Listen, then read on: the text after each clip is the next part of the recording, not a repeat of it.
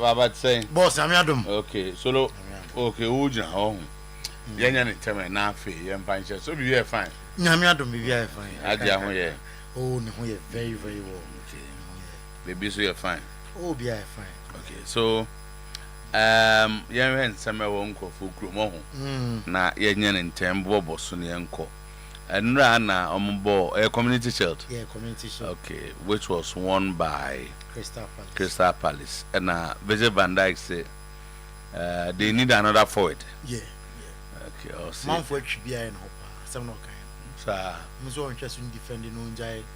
Interest in defending no njai. So don't carbon yana. Say man for so choma. Man for so try. Na me say who try no say say. Oga zo nya. Almost say Senka omu defending here.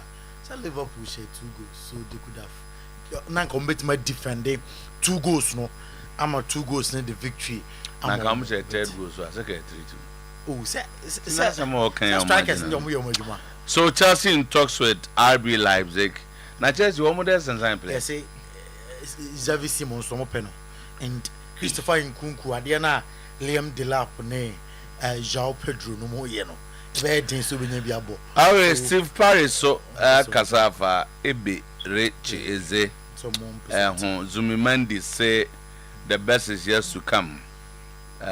Arsenal summer signing looks ahead. The Premier League open against Manchester United. If I want to go for it, you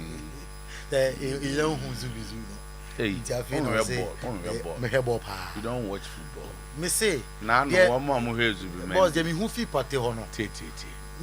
And never be introduced to you. Against Atletico Bilbao. Go and read analysis of that game. Party and be that no different Arsenal. The Kokai match reports there and some more cover. And Yamina make make sure so na ya be kan wa ha. What men did it. One I dey also here. Where be Nintiana. Oh, where one be Party be Nintiana. Oh, what na kasasa. Oh, says I already. Boss those people because reigning Spanish champions, but this year Ujina and Van Dijk can say and Nkofo can say almost what you know. Now do we go can be as we be in. That's how do I make just some naka. And in nam bisa also obi atimi kire na adwene obi bi ho. Na dey say say na wo Canada.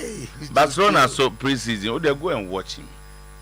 Shadi bi o connect ma. Nyani tipeni party da. The o connect ma go hene ema go hene edi ne ti e bom na ko shake keeper preseason go hu ya oh na nya preseason awa e na hu Zubimendi say preseason where go did you ya see Zubimendi Zubimendi say ma wo ken na me say catch him say no you are talking about preseason you are talking about Zubimendi oh so just now I say just baba be consistent for 1 minute what say Zubimendi asema ken nya preseason the party onye bi and I made he doesn't come closer to that. So you are still talking about preseason and I made sure the 1 year made them preseason boss made them preseason the bar now the preseason na preseason example the as also edit one kasa wa come mama to say because the preseason there you gave an example so on there the party Matthias and I made sure what there 1 year after also preseason now who judge nya preseason and judge Matthias pass you chama ko headi pate twa bi da weekend ye wa ya pass na odema joker share no pate ama bi am pate na bonkum na nya no kra better chen go hene no Mendi 9 go fo nyina hie ono yo hene yo okay upe Dabi point of correction legendary former Kylian last season Kylian Nigeria Kylian Mbappe ano mo je go ano atem mienu Kylian Nigeria Kylian Mbappe reji go obi ase go 50 mo atem mienu as Kylian Mbappe me ntem tu me ntem upa che odi amesha no England here no ni ogwaza o dey 5 okay so Lautaro Martinez no agwa ni ogwa 5 no aba aman share 5 kai mo gwa 5 man share 5 na ezen na share 5 ezen so we krana omutie ezen krana omutie na omudi Mr. Otuo no na the Supreme Court one dem re bia ba say sem ka dey be 10 na say nye 10 a wo say ezen at your first leg no mo share ezen na second leg mo share ezen nti se anchecha man krana omutie na pe obey ya wa be ya nyina e ko ya na ye ko tu no din krana omutie no ogo school no say 3 ni 2 o kan bom na 5 a obeka so wati da bi board ye nka ye ko tunu din na asare isa ayi Abdul Jamil oba de entin. Okay, so Liverpool are interested in Johan Bisa as backup for Alexander Isak. Yes, I didn't want Isak asem na Isak ndi say honest ni say yeah is serious. Oma blocking move no nko bia. On next season no ko. On next season no ko. Omo trend this sika. But say options ni na omo enya. Na compare who go ekitike ba e be consider. Kotoko will begin their campaign in the CAF Confederations Cup against Kwara United. Okay. To Nigeria here there. The other man here on say Kwara there. A whole corner thing. O support the squad between one could be. Akota wachia. Bomb so we are work. Work the second to go so. Oh, said the last year Kotoko show. So two new ha. Sir, Kobo 1-1 oh. Kotoko you work for him. Oh, yes, I remember. Hey. I'm sure more recently. And enjoy. Oh, in chair recently. So go start on it why JS Kabil. Yeah, JS Kabil. Omudine hu na yen dey. Oh, we can do it. Omudine hu keke. JSK, Zane from JSK. Okay, Mr. Ansa say Accra Sports Stadium will be the venue for the top 4. Accra Sports Stadium ana Legon. Accra. The Accra Stadium ye Legon. Okay. All right. Sansa. Kotoko hit with a major setback. One April LBC bar for and Amidu Aqua. GFA wishes to announce that there will be a press conference after Congress. Congress in the China. Nanya namse obidi njanja to.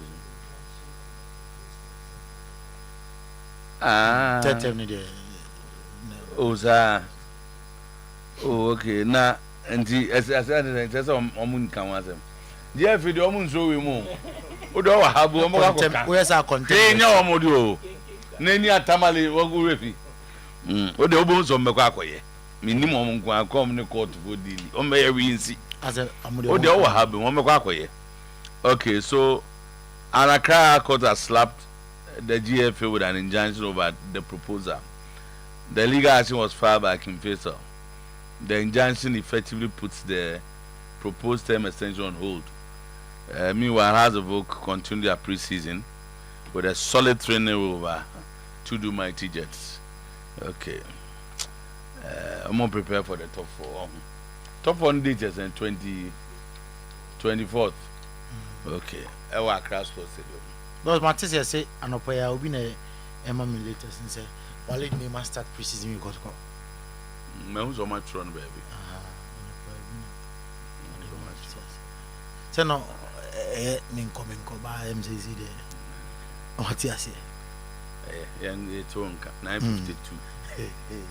Zubi. Yes, oba ni din kwasi ada. Sana mati. Ti emra na azo uniska. O say emra na uniska. Oh boss. Be kun dwan na. Question ya obuza mi there. Say bad ye ba be wi akọ. Question ya obuza mi there. Okay, yanko ye. Ajo ye be invite to why? Be to baba ni din. O say oh the we antimako. Born again. But and that's guy. Yeah. Naming ceremony. Hey, born. Sports lawyer. Born again. And I'll pay ye conco funko so na and someone Eddie Adenjete and someone a boom from pa unco funko so and I'll pay ye the hunsem Otuo and some a doso and then I'll pay nemum de disafata se wushe na wutie ena yede ema wo kitikiti man polibi ena oma akansuo yanom akan bunu pa ya to ebu ase tena mra ya confirm amrunu nyina ama wo live on Facebook Oyerepa TV Oyerepa Radio on Facebook Oyerepa TV Oyerepa Radio on Facebook na fe washa comment me ba na the boss player to no boase akinkan nyina ama said say ene said e fata me sha sem ati afi enra Community Shield eto dwana Crystal Palace omo win a trophy no through penalties na 3-2 on penalties and amode LFT the Community Shield celebrations and ya dade enra eto dwa trophy presentation ningira ebeto dwa live sesia ewo Oyerepa TV no. So now Virgil van Dijk after the game on his central for a team come on say me Virgil van Dijk media Jama Huno Demi Hiana say ebenya forward tobacco ebenya striker ba come assign abeka ye strikers no ho and ye letters a fit na so eba one na ya dwen say Liverpool abesign here another striker now with the presence of Hugo Ekitike and other players and slot at the atudram say okay amobia timate say ono so the team no also mo defend D also free senra the team no and defend D they could have done a better there amoyenom nanka amobetimi aye more than the ohuyenom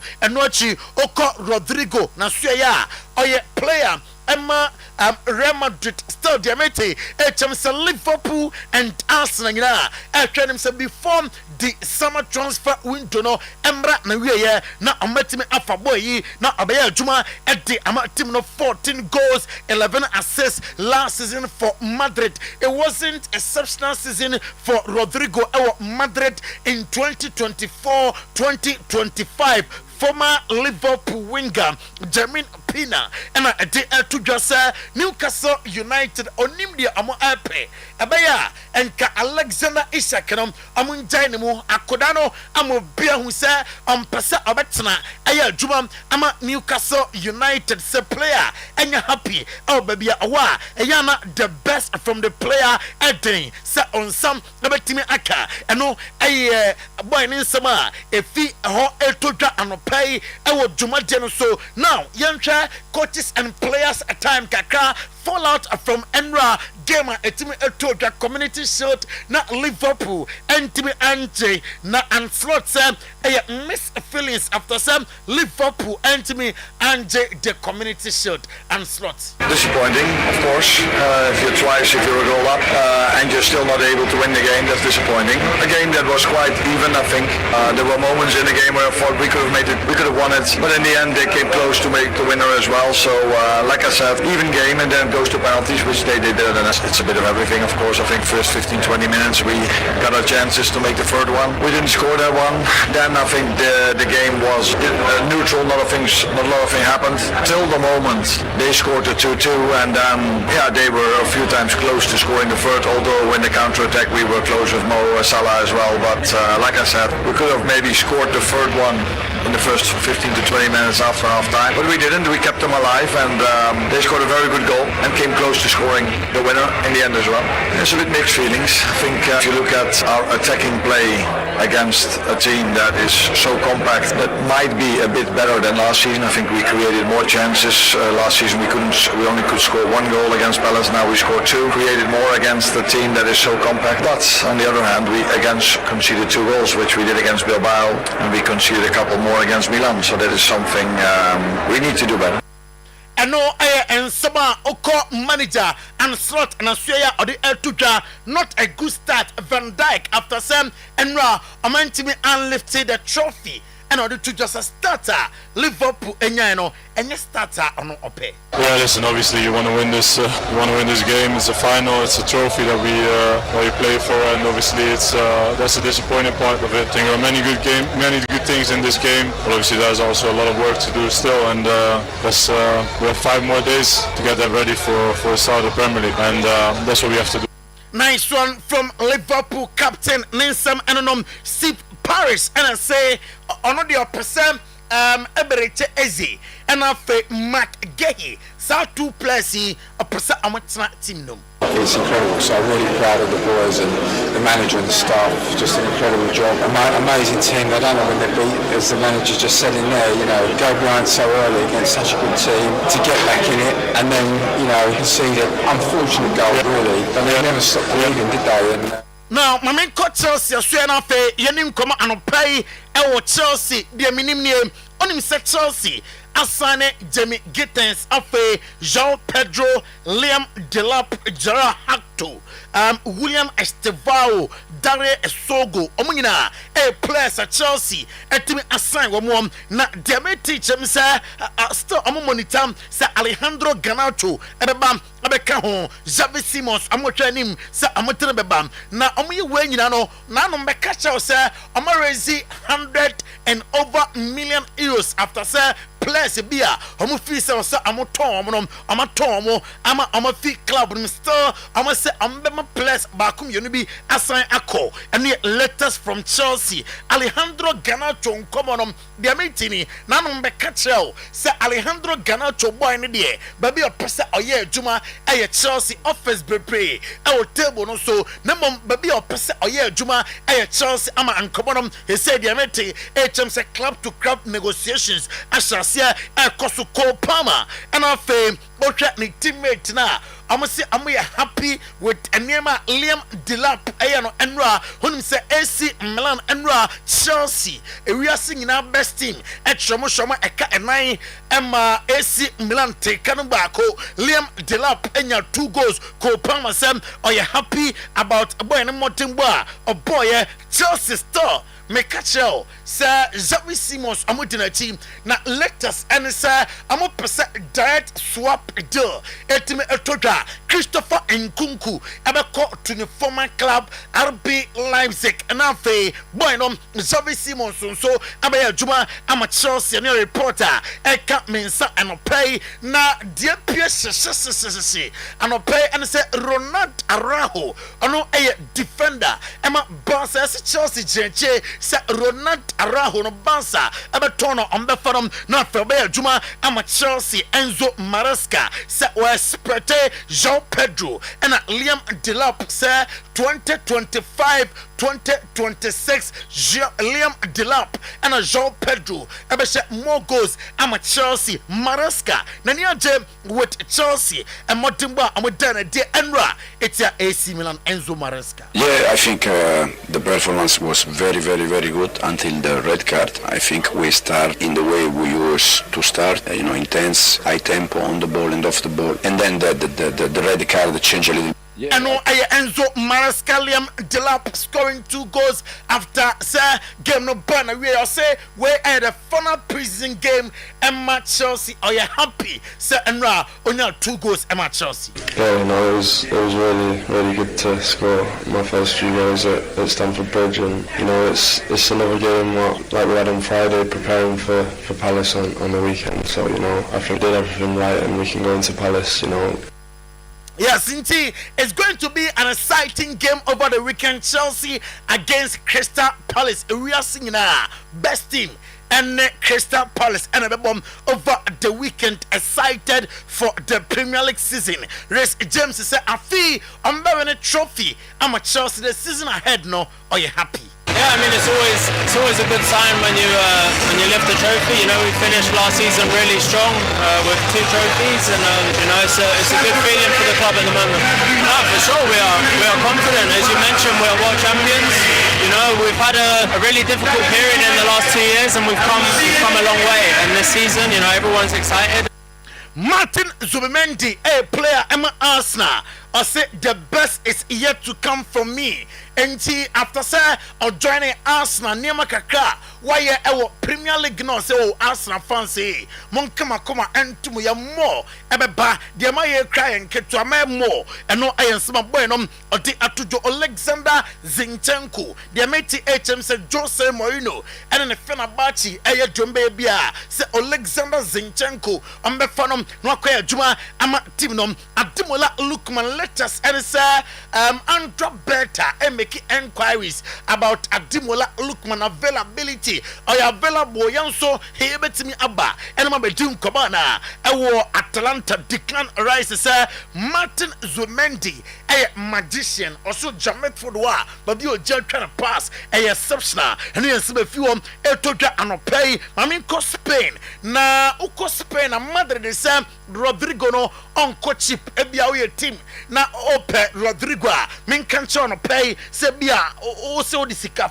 fia bi ena eba to adwem 90 to 100 million euros eho ena omugina Pini Zahavi ono aye agent Emma David Alaba of Madrid asino krabia nim se David Alaba ekwe adwuma e Saudi Arabia na 2025-2026 Tabi Alonso aye manager Emma Madrid ase ada agule ebeye part of his team obaya integral member of his team diamete etem sido yusunom e FIFA Club World Cup no sa ena obaya yusunom ose Federico Valverde obe manage ni minute no last season obo a lot of minutes enti afim minute no obe manage ni kakra enu reporter eka yensa ene anopay na uko sporting director ema boss Deco na suya ose omu hia center back biabiem center backs na ohono ombe yusumo in the season omon kotofo from emfa emma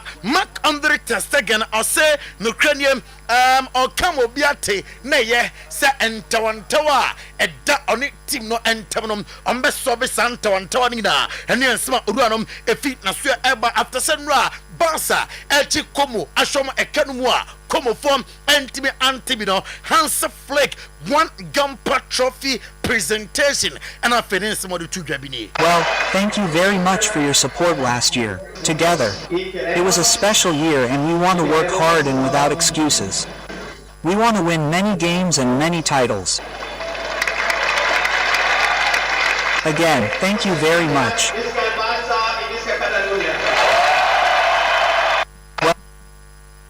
I am some Hans Flick if you know eba after some or win the one Gamper Trophy. Now Italy enema doom na Alfred Pedula and I say no Ukraine and you know Cresabia Inter Milan. Omunim asking price of Ademola Lookman omone Atalanta still edin komom sir obeba no be adwuma edi ama team nom Inter Milan striker Alexandro Atobelli or your former Inter striker na Atobelli American asemi and no genuine to tontane adia or see or believe sir Lautaro Martinez oika kraka wa amonso a omutimi Ballon d'Or emane ye yenom okahompi nensima ode atodwam anopay ene debi ama wo say me confirm amansam Galatasaray Sport Club a confirm se Alvaro Morata loan abusuam okokoi boy ema amonama terminate contract na obaya adwuma ama Como Inter Milan yamfan tudwam se na amane di Connie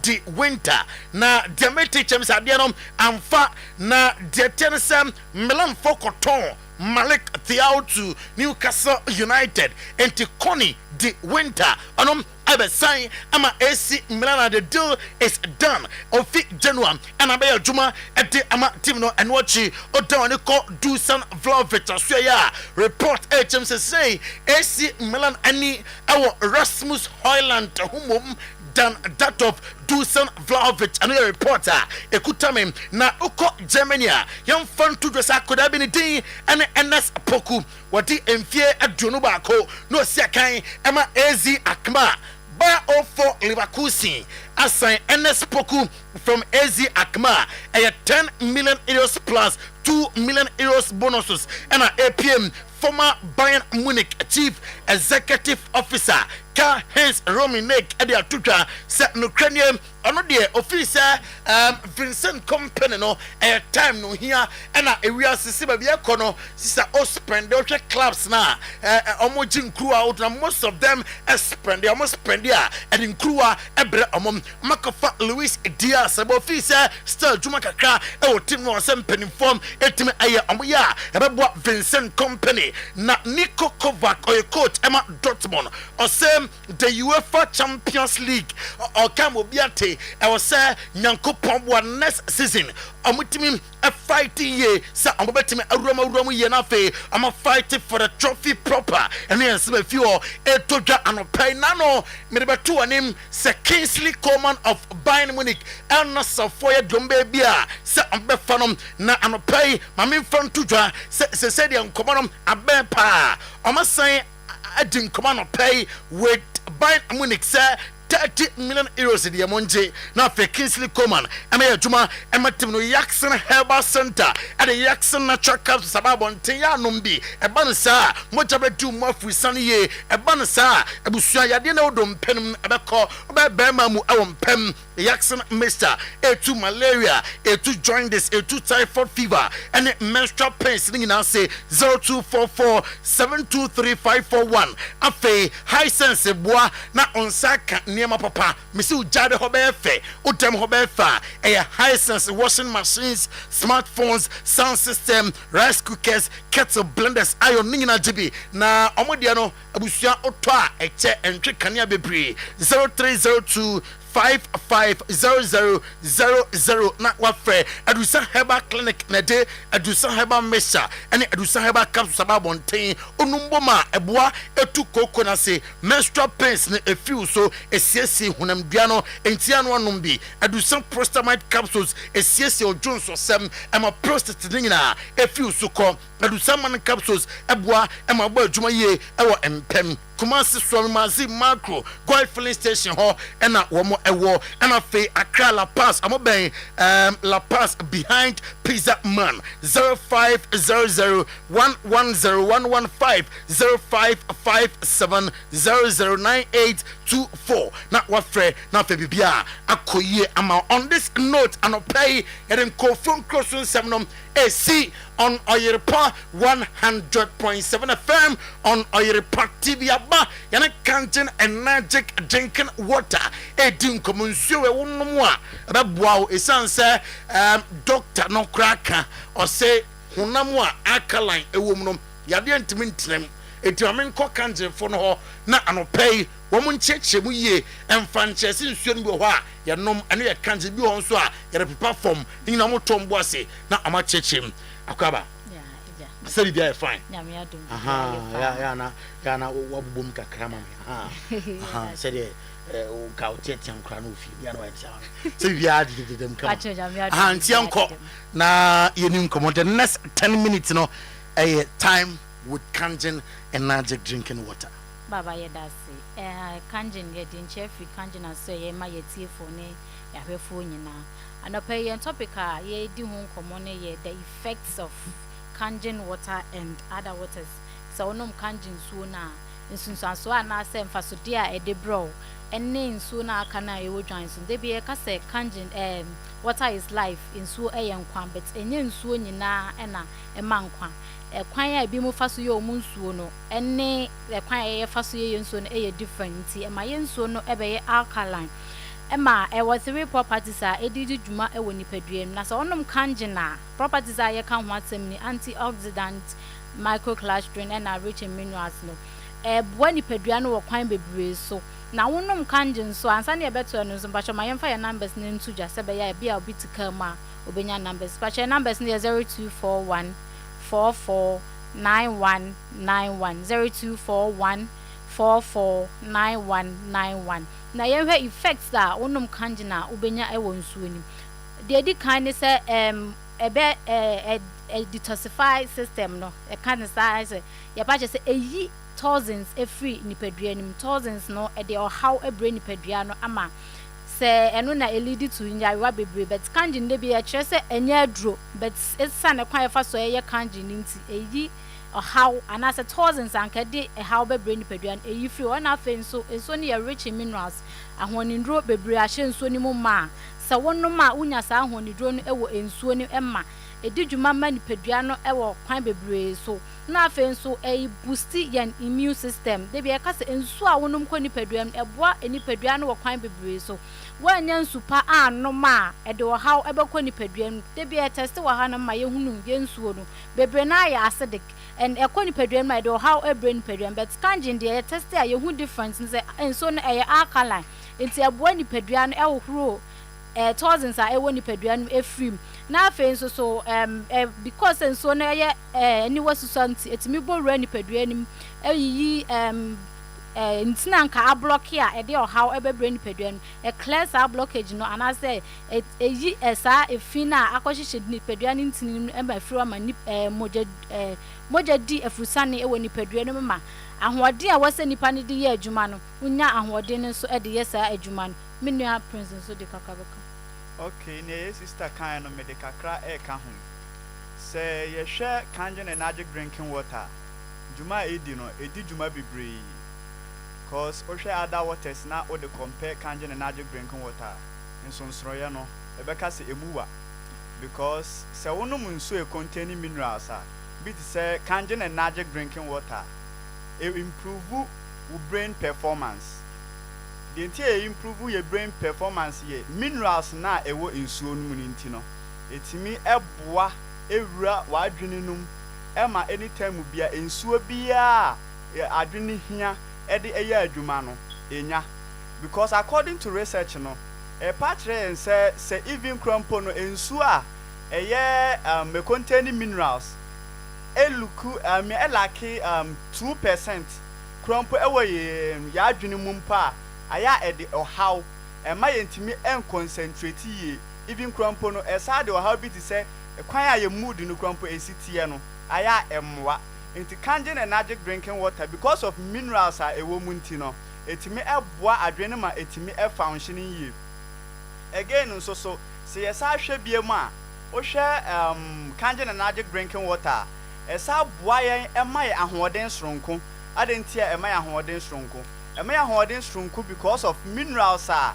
ensuo no eden e containing because we are share pancreas aya e produce fluid be a friend insulin and that insulin no na a level up with that glucose anytime be any pedua na ehia no enti say wo hwe kanjen energy drinking water na ye say because of minerals e wo mu nti no etimi eboa e produce that insulin na ebe ma ya pomuden ebe ma ye ni pedua no ahoden a anytime be ehia no kanjen energy drinking water because of minerals nti no etimi eboa e produce that kind of insulin no ema etimi eboa yen ye sa hwe biema e decrease your joint pain ye maame no mo adwa so tambia ye sore ye kone ye ba se ye hwe your joint ha ya ye wade bia ye friend cartilage a e hwe hono ma ya poso no eya eno na e hwe hono ma anytime bia eboa for flexible movement enti se ebi e wo hono na se awewe a anytime bia no wo be hu se na e de yawo ana se ohaw e de bre unipadua no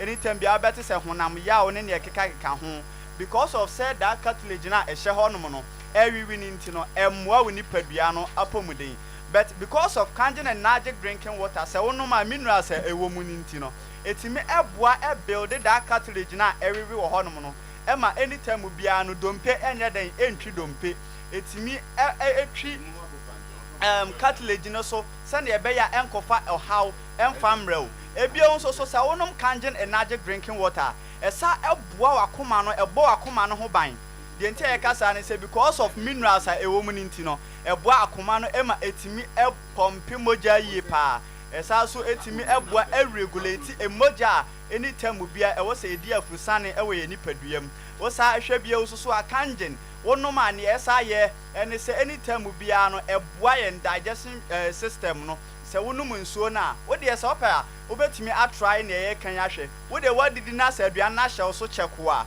wo de nya hia se obenya kanjen energy drinking water wo de wonum bi se ka pen wo de okwa na wakwa akoda ade ye beche no obehunu se wo ho atɔ nnuane na wodi ye na ehye wo so no ni nyina ayeden atwetwe afiri wo ho because of property bi a yefra no microclasting e kire se nsuo no aniwa no yeden esusa enti anytime bia no wadi srade aduane wadi aduane a e contain oil ne ne keka ho na unya nsuo ni bi na se wonom a etimi ebo rawu ntininum enane na ne saa srade no even kura moja to bi a anytime bia akoma ne pompe a entimi empompe ye no because of that property ninti no etimi eboa na anytime bia emma wayam tim anytime bia emma wayam tim because of minerals are in so e containing tea and say wonom kanjen energy drinking water because of minerals ninti no e boost your immune system ni be very very very strong tem bia e kon editia yare bia e wo se eba ye nipaduam a Dr. Otuo-Acheampong eka ho asem no ye eka no ebia no obi tika mu obi ewodwa so opese ofa number no ye number no ye 0241 449191 0241 44 91 ye number no na ya bobo no se ohia ya wo frɛ office line a nkomo bia wo ho bia ye no bedi kanjen de nya hia ne se obiba betobi na wo de asi wo nkyɛn wo pomuden ho edawro na tambia ye bo e de akyerɛ wo ohia kanjen se ne ebe ya anytime bia no ebe ma wa hoɔden soronko because se wonom kanjen na nage drinking water na se minerals na ewom no hyase se eye adwuma obi wo krompa na ne nipadua no wo hwɛ ne mfie ana se wo hwɛ nanim bia na wo hwɛ se ne nipadua ne sitie na eya enhyeda ne nipadua ne enhyeda nko because of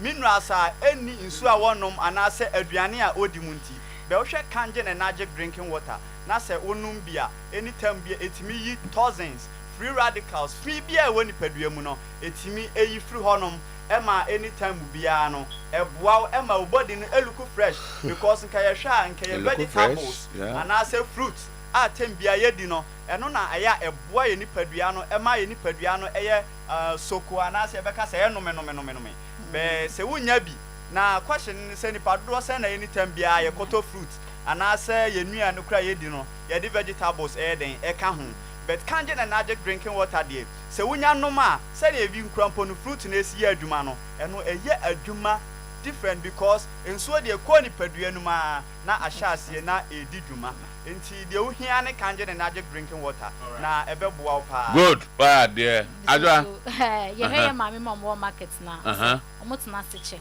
ene offices ne kwa nya marketing kwa omotena seche ene nipadua nse de nyankopon se bo no otena seche a moja no intimi ni afusane ewo nipadua no mu enu nti otena seche na ne na ase atatai obi wono ma osori kwa na ne kotodwe ni nyina ye ne ya because moja entumi endi afusane wo nipadua no mu nti ene ekofa asa o hamba but unya kanjin so ni no ma ebo rent ni ma etimi ye adwuma ma sa wotena se kracha wona se ebe tatai lo ebe ye front ma wanya ho de so sa de be ye wadwuma and the ampe kanjin yes kanjin and the best solve sa problem ni nyina number ni bim 0241 449191 0241 449191 050 7379474 baby ebi wo friend number we dey na just we an sir ajo ane ye bro say bio prince open fans also member bio kan o ye prince okay that's it ajo Sunday be sia e wo baba eyin na ya chia ye debi na de enchia na ye enchia na ja solo ye ko ajo ande ye be sia o solo ye tie o right boss right ya num so kanje na wie na se wo se yenya apomuden ewo ye nipadua ni apomuden herbal clinic ese anopa ye mra na eniyare no ye mfa ni nyina emra na onsa emfa ma de tene se glaucoma yare eye pressure cataract eye syphilis long and short sightedness say ade ben wa hu ade wa kire hu wo hwa ade anu ani so eye obisia apomode herbal clinic ese brana so ye obeye wani ne ho adwuma ede amam na nya no nko a Dr. Sam se oba no ode bema no o ma na duro na bema entimi nkanimu bema entimi monimu ase no apagya ede agina ho epagya ya apɛ no ama kwan ese ko na ne partner enkodi nhemu eye Dr. Sam ewo apomodin herbal clinic ono ena eye obema ho adwuma no ene wani yade no ho adwuma ede amount so for line Kumasi Sofolai Soja for Kwan so Assemblies of God asoy ne hwe ni mo pe ho ena Dr. Sam ewo 0551 098961 0551 098961 anopai odwani chemu odotobi rural bank asoy ya omoboa na afa finances akonkan ni nyina ne se wabi adwuma upesika hyemu a odotobi nkwa na akwa ombema loan na loan omode ma no ensi hu ne yaketwa bi omo terms of payment no e flexible yenka se tua no bafu bia kakran ekopem se ubetua loan no ewie your loan packages ahodo pi your salary workers loan your susu loan your cocoa loan your microfinance loan your funeral and social loan afi transport loans oba de opa bia no oka ye de bema ene ye ntu susu no na makoma aduosia na uye sade a me ba cho guarantee loan access no ena afi usika da ho no ye bo ho mre makoma enum e de account na afi wo so anya ho sika e wo dotobri rural bank omo asoye oboase tutuka police station honoma bekwai yani post office dia ni hekro from ye wadwen kwanta Roman Hill yani total filling station edia ni hija ye name Victory Baptist Church edia ni hebuakwa ye credit union dan mu Santos runabout ye Bella Vicus Hotel I wa taxi rank kwa aswase yani market dia ni macro ye Goy filling station or Grekensma ye be lorry station tafo 4 miles and afa Bantama yani MTN office no edia ni he odotobri ye numbers a ye di juma no 03220 91454 and 0243 710 784.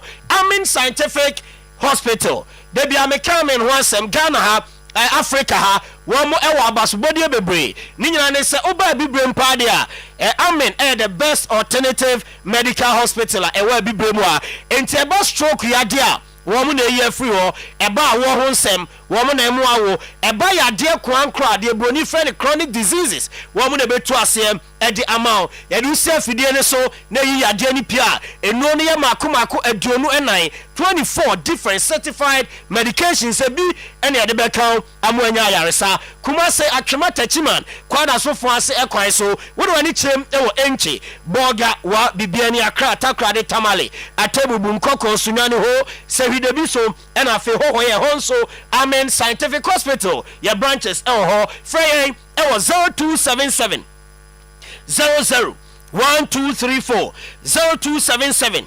001234 edek SM Bitters bema obebo adwuma no aboni ya SM Bitters sisiare SM Bitters low sperm count SM Bitters premature ejaculation low libido bema nya tinka esa brenya na no partner ebedi shemu SM Bitters ena partner ya mbesa moye no partner ade bema no yire monyi partner so you say your partner but obi wo ha what is as a more legalize it and you maybe you have an in entino low libido ebe ye fro be ya tinkana ono who can so edin shemu kama SM Bitters no 0243 368 and 0201 044 221 Knox Hotel bra beda ya se ho asumdwe ho bronika se siri no se dede bia ni ho dwo ho edin obeda ho a utimi da efa adwene ye your restaurant your bar udidi na de bibi kama no your conference hall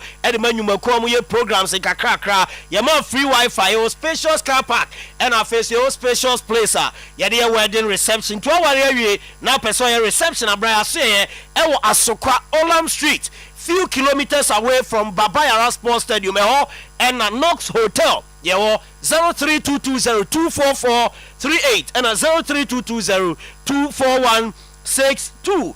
Grow fine. Grow fine about tonic.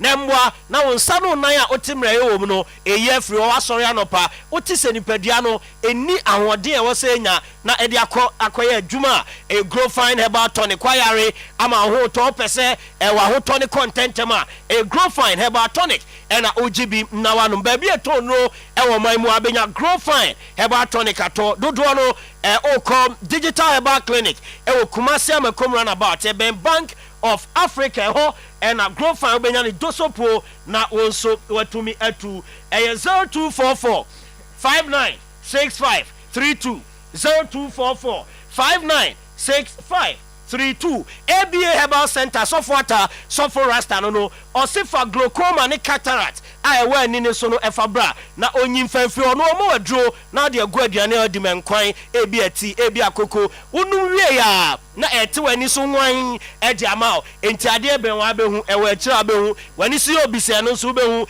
ABA Herbal Center so far no for any chemo na so e kwada so dwena se main market achiwa doma hinkro ye be Beneza preschool e wo apia kubi cold store enchen honoma 0541 565 199 and a 0502 812 161 ABA Herbal Center. One also a number and a media to John Boss here. Sorry na Promise Broadcasting Limited or FM or TV, Promise Radio, Promise TV. Yeah, the Acheampong Mountains 2025 mega edition pa the eba na tickets no 150 cedis. Oba ya juma mu front desk no Promise and now Oyerepa ubenya tickets ni bi na wato date no ye Friday 5th September 2025. Yes, you know ye kabum na yakɔhyɛ Awurade animonyam ɛwɔ Acheampong Mountains. We 2025. Yes, ka ne ediem bibia. Obi also called in yefunu beto. Oh yeah. Normally mpa kwa de oba. Yes. Also do yefunu to. And very die bi anka. Nti sɛ bia ne bi wɔ hɔ a ye gye bag mi be bi na no nsia ba. Sa. Kɔbɔ mpa ye. Fa ka akɔ Achea. Okay. Ko twinyame atade. Yeah. Dia asema to nanim. Okay. So my munye. Se kɔbɔ mpa ye.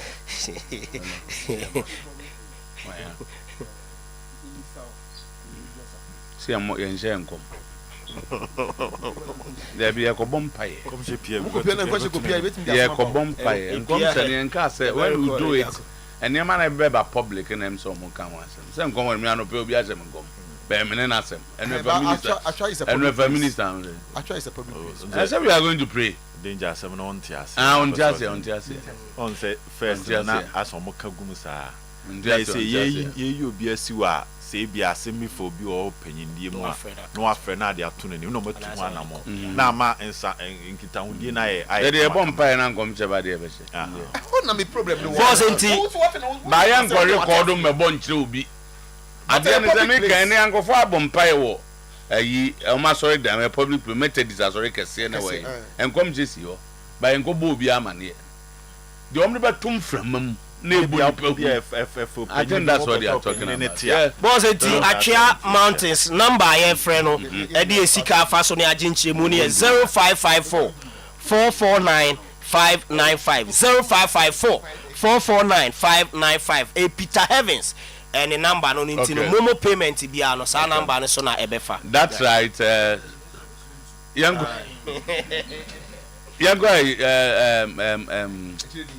Ejedi yango why is our fan ne kuma no but you 5 seconds ni nyina nka na ebo apa say bebe ni sa dia say 42 seconds enya 42 seconds 30 seconds to run up yen 32 and you pre-season matches na kokoko so na amayenya a fair view of various teams and how they will operate this particular season.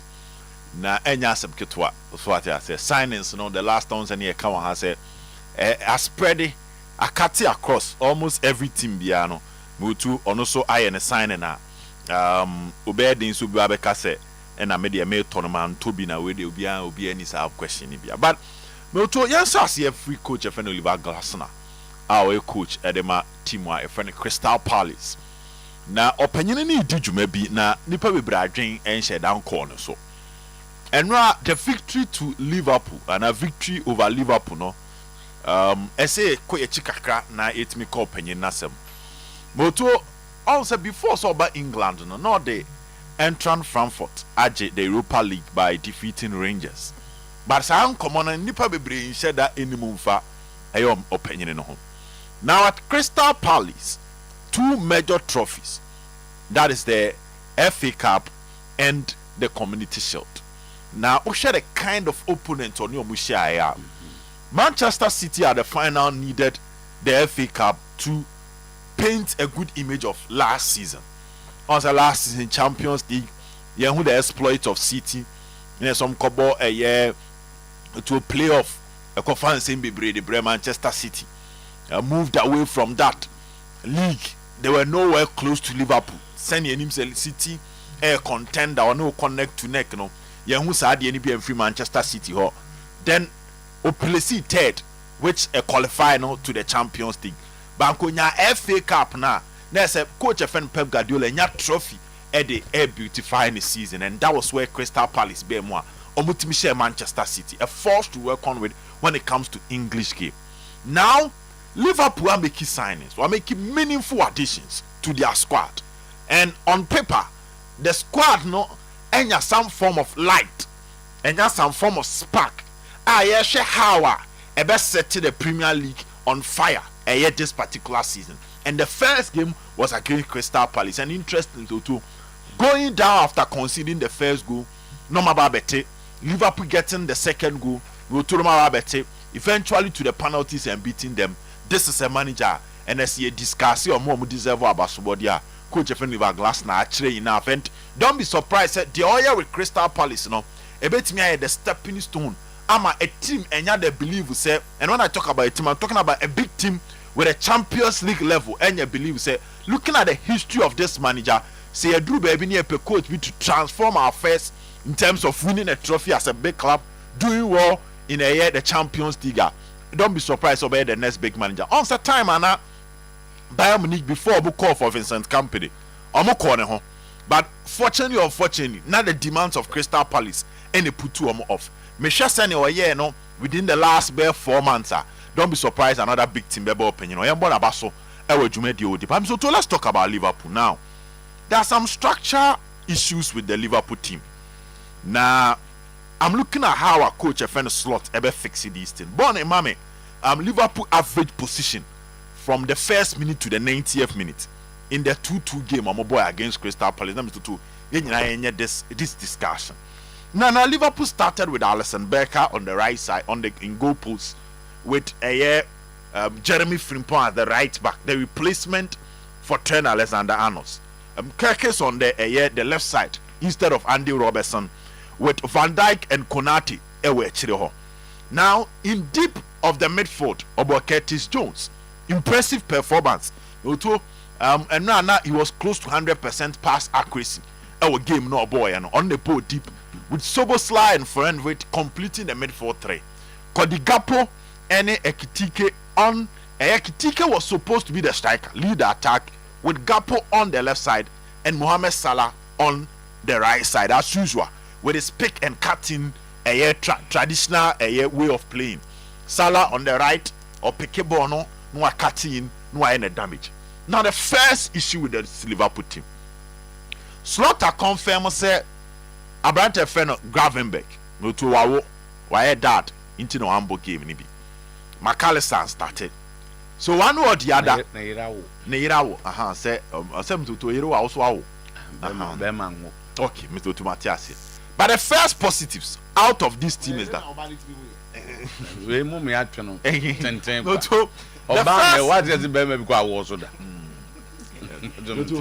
positives near say Liverpool will definitely get a centre back, which Edinburgh during the game was something very important to them, getting a centre back. But if you have a team with Curtis Jones, Forward Voigt and Soboslai as your midfield three, with options on the bench, where Gravenberch, McAllister, Endo, bet me a free bench about a positive mouth for a team like Liverpool. Don't forget Harvey Elliott Mo, Esu or how bet me abwa. Now even with these players, this small core of players, you can talk about maybe a system flexibility or formation flexibility, where the manager can make changes with these same players on the field. I'm a system necessary, and even those on the bench. So these are some of the positives for Liverpool. But the first issue is that Liverpool most important area, baby Mohamed Salah ejinano, because so Liverpool attack now. Unnatural over the years, he's the heartbeat of the Liverpool attack and the soul of the Liverpool attack. Now, come back to the picture. Ebra Jeremy Frimpong Bano. The no about for Leverkusen was that Leverkusen no more a 3-back system where you operate as a wing back. So first of all, you look at his recovery in a 4-back system. And so to name bad, sir, but it still need development. Now, because you operate as a wing back, no to move high on the field. Enti onjina the natural position a traditional right back ejinano on wakone nimpa. Now me go to okone nima, there is a clash of position between on and Salah and no be a game ni bia. So you realize that Salah time are not trend de bono. Salah pick and cut in and no ntimi nya ni bebre because when Frimpong moves, now obeying Salah, instantly it draws the attention of these two players. Now the traditional way of Frimpong, which is he takes it to the far end of the right side and comes in with a cross, and limit Jumedia Mohamed Salah. with Trent Alexander-Arnold no move nko and 10-1 so bebre no move ba the central zone more as a supporting midfielder or as an inverted winger, whilst Jeremy Frimpong is a flying fullback. Me fan 10-1 nyina so enti eno we saw a quiet Salah, and coach FN Slot need to fix that in how these two players can operate and operate well. First problem, Otuo-Acheampong scored a goal, but Otuo average position here that's me is what clearly Liverpool ain't anybody closer to the penalty box of Crystal Palace. Their friend a number 9 presence. So me born number 9. Me show enough presence in the penalty box. Now one advantage is that a bit me allow Salah for him to cut in and take over as the number 9. But again, Liverpool will need Ekitike close to the penalty box, not cutting him from the wings, because I know honestly the gap kopim so based on what is on the screen. And so Liverpool decided to a target man. Now on one pick the first ball closer to the opponent penalty box or in the opponent's penalty box, there is a problem. In say then he raises the question of why it comes in Maza and so on. Why it comes in as the number 9 for Liverpool. Yes, only a question back. So in as much as Liverpool are signing, based on a new game need the appear free we realize that there are certain question marks. So Liverpool will need to go in for Mr. a centre back, and either Ekitike will be more present in the penalty box. Yes, he scored, but his presence was missing on this surface. More to come from club friend Liverpool. But moving forward. Moving forward to Mr. Yansha a year team friend Arsenal. A modern ball, my boy. Now, my focus is not on the attack of Arsenal, because me share Arsenal midfield, and especially Abrante Feni Zubimendi. Now, it looks like the tradition of Santi Cazorla, says Fabregas, Zubimendi will not disappoint. Obia Wenya Abutrashe Arsenal this particular preseason will love the connection between Zubimendi and Declan Rice. And I idea Arsenal here on game, especially in the modern way I able. Also, the last time here both teams and their defensive midfielders.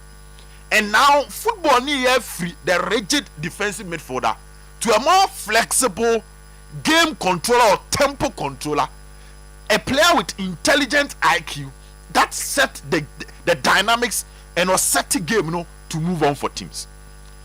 So my party ko Nasa Jorginho kwa, you need to replace them. And so watching Arsenal on pre-season matches. On because I am focused on goals I was sharing ade. Me share to kuraba with team num. Send your coach who share with team ne kwa on fast obo. The midfield of Declan Rice and Zubimendi will be one to watch. No to ne scanning ability. I paid attention to some of the passes he was receiving. The footwork them so to a Spanish boy don't need much when it comes to when you are describing his footwork. But in the Premier League where they emphasize on physicality, yes, say a player now scanning ability in a crowded area like the midfield or former over on board team. And watch Arsenal when they are passing from the back, the player they are looking for is Zubimendi. Now so to anytime be out there watch Arsenal here before says Zubimendi be receive ball, how he scans his 360 scanning to see whether he's in the right position and even decide what he will do with the ball. And son a ball number be cannon I know. So Thomas their party and a branch no buy him to so in as much as there are question marks with the Arsenal attack, Zubimendi Declan Rice will be the Arsenal Vitinha and Joao Pedro, Joao Neves, our Premier League about this season. Thank you, sir. Zach. So and after the Community Shield and Liverpool captain Virgil van Dijk eka say said they need another attacker. Virgil van Dijk talking to Talk Sports say another attacker. Now my worry was that why he didn't also say they need another centre back. Means on one hand here because clearly he should also admit that they need another centre back. But I say, choose Bakuno Jabako. I say, Bakuno, because any area, clearly they need another centre back and they need another attacker. I agree.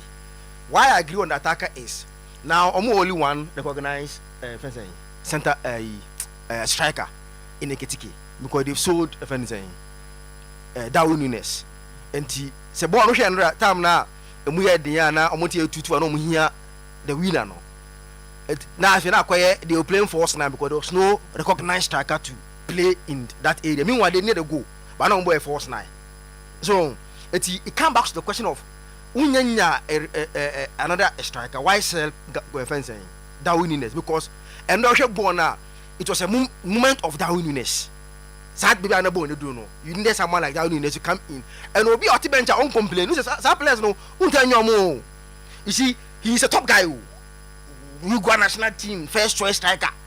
And how it is, but are you comfortable oti bench on complaining? Sad players untanya in your team. And when you have them, you manage them. By they sold him. We need a replacement. And I think I agree they need an attacker because you can't play with Ekitike alone as your number 9. But once again, they also need another centre back because clearly you see say Ade Obiaka about age Van Dijk, you could clearly see say it shows in the games in the positioning how he runs and Nyama Bebre Oye a lot of gaps because he can run. Oh, say then you penalty as America. Minka penalty as I say. Miyoto 1 Liverpool look very vulnerable.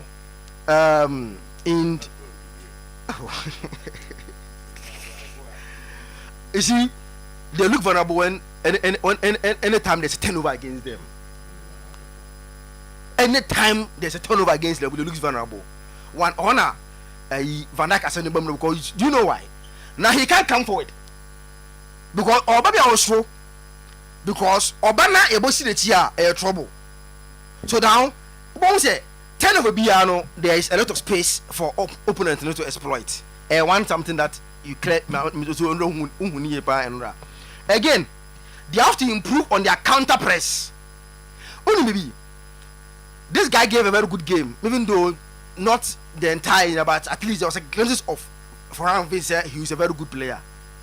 But last season, I didn't want Liverpool supposed to have number 10. No, and their counter press non-started as an idea number 10. Vid gives them what Soboslai cannot give them. That is when they have the ball. But their counter press have reduced because Soboslai is not playing number 10. Because Vid cannot give you that counter press. And one area that I think say emotional coach if you know how to solve that area in terms of how their counter press and And if you have watched this Crystal Palace team too and how this Glasner has played, they are very good when they are counter-attacking you. And I'm sure, Sandra, a lot of Arsenal fans who have their mind will change on Eze. You see, the ability to hold the ball, to invite other players on board. Martinelli will not give you that. And they no. And the ability to switch one pass to create something. Who say, Andra? There are 2 occasions that from nowhere he gives some passes that Martinelli means or maybe that. Martinelli is good in Majibono. Majibono Tumrika trying to take one on. But you see, as a winger, sometimes when you are Salah, or the call Arsenal, say my boss Salah does that. You see, Salah Octabono, there's a tight this thing. He's able to give some pass. Be out, I want to here. Martinelli doesn't do that. But Eze gives you that as an attacker. And I'm just saying after that game, Arsenal better money, Ateta will push for this deal to get the Arsenal deal over the board. And I think yes, a good game from Crystal Palace. Liverpool need to improve on 1 or 2 areas, and they are good to go. So, one of my friends is fast. Jokeres in the first ball now, Bukayo Saka against Bilbao. You see a sign of a striker. As far as I'm concerned, the officer is Babeka. Born, my video no fast. So, quality now share Joker's movement now. At webinar, harvest and farm. You see, sir, he's going. He says that he has to draw into Wayera defender no center back no. Wayera simple to create a space for himself to receive the ball. Way Emma typical number 9 at the moment in the game. Yes, born other leg into the power that Neza winya. But you see, the movement clearly tells you that Saturday way no Obia on number 9 almost a movement way. Because at that moment, no Obia on space me Raniako one aba. But defender himself on Meneko, then he withdraws and create a space for him, Panya or Bashi. It is a number way and last season Arsenal were not having in Kai Havertz and Mikel Merino Obo as a false 9. It is in Gyökeres. Now Arsenal have a striker in the box who is able to read and understand in where he has to be at the right time to get the ball done. It's a very good one from Gyökeres. Again, the goal he scored, the first goal that Arsenal scored and the first goal Gyökeres scored, born fast European goal. You see his movement. Born the Bayern, look at where he is and how he ran to come in front of the guy and hit the ball. When you get it from a typical number 9 striker, because in your boss on any area, because it's your area, you should be able to read and understand at any point in time. Maybe a ball will be and move and to share maybe and how he ran come in front of him. 1-0 for Arsenal. It I think so now. If Gyökeres is finding the feet, he's a proper goal scorer. Fought in the boxer. Sa boss on the chance na Arsenal a creative last season na have it no. If you give it to Gyökeres, you are assured that he gives you that goals that you offense unya. And I think it's a very good stuff for Gyökeres. And if you show movement now, excel said this is typical number 9 that if those chances are created for him, so to unfind now because Robert me Acheampong goes in now so aye. Quickly, boy, Yanko German Spain. Now no make a rush for the same one. And how I think he's enjoying his life at fencing Barcelona, especially the environment now, on a very good environment. Did they be a new and a team that has peaked already. Go on at a finish, if we see Rashford's involvement in the goal, boy, mommy, go on fast. Now, he started a long ball to him. He started the attack on the J ball or the mind, then he ran into space to create the space. Bobo no Marafina and yes fencing go now or share Edma Barcelona no. And if you look at the overall performance, even though last minute was a very big chance on one a creative year or you keep a cheap player poor at his mercy. Now look at the long ball from Garcia to Rashford. He created the space for him. Now look at him how he ran into the space. Panya, he goes give it to Rafinha, then Rafinha scores. And way, you get it when the environment is very good for you. Because you hardly see him time no man United no SID way. So you rush for what you no bono you don't see him doing this. So and again you see him running. You see him running. Sometimes attitude because he new environment if he say I'm very comfortable at that environment. Me United are crowd. Me very comfortable. But at this place, nobody will give you that chance because the attention Lamine Yamal to project him. So I think Sandra, if you saw Rashford how comfortable and how he's enjoying his game, now something good. Most are last one. But my picture no penalty now and me your opinion about it. England referees almost started. We they are them too.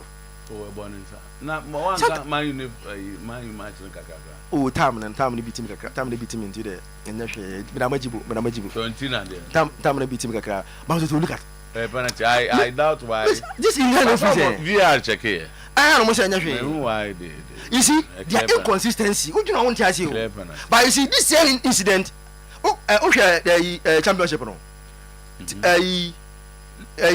Birmingham switch baby and Sunday we are penalty incident but we are almost end. I don't know how this English is because we in the penalty they are the penalty so too. That's it, Zach. Thank you very much. Now I'm one say oh the anti be about Fiorentina and about us here.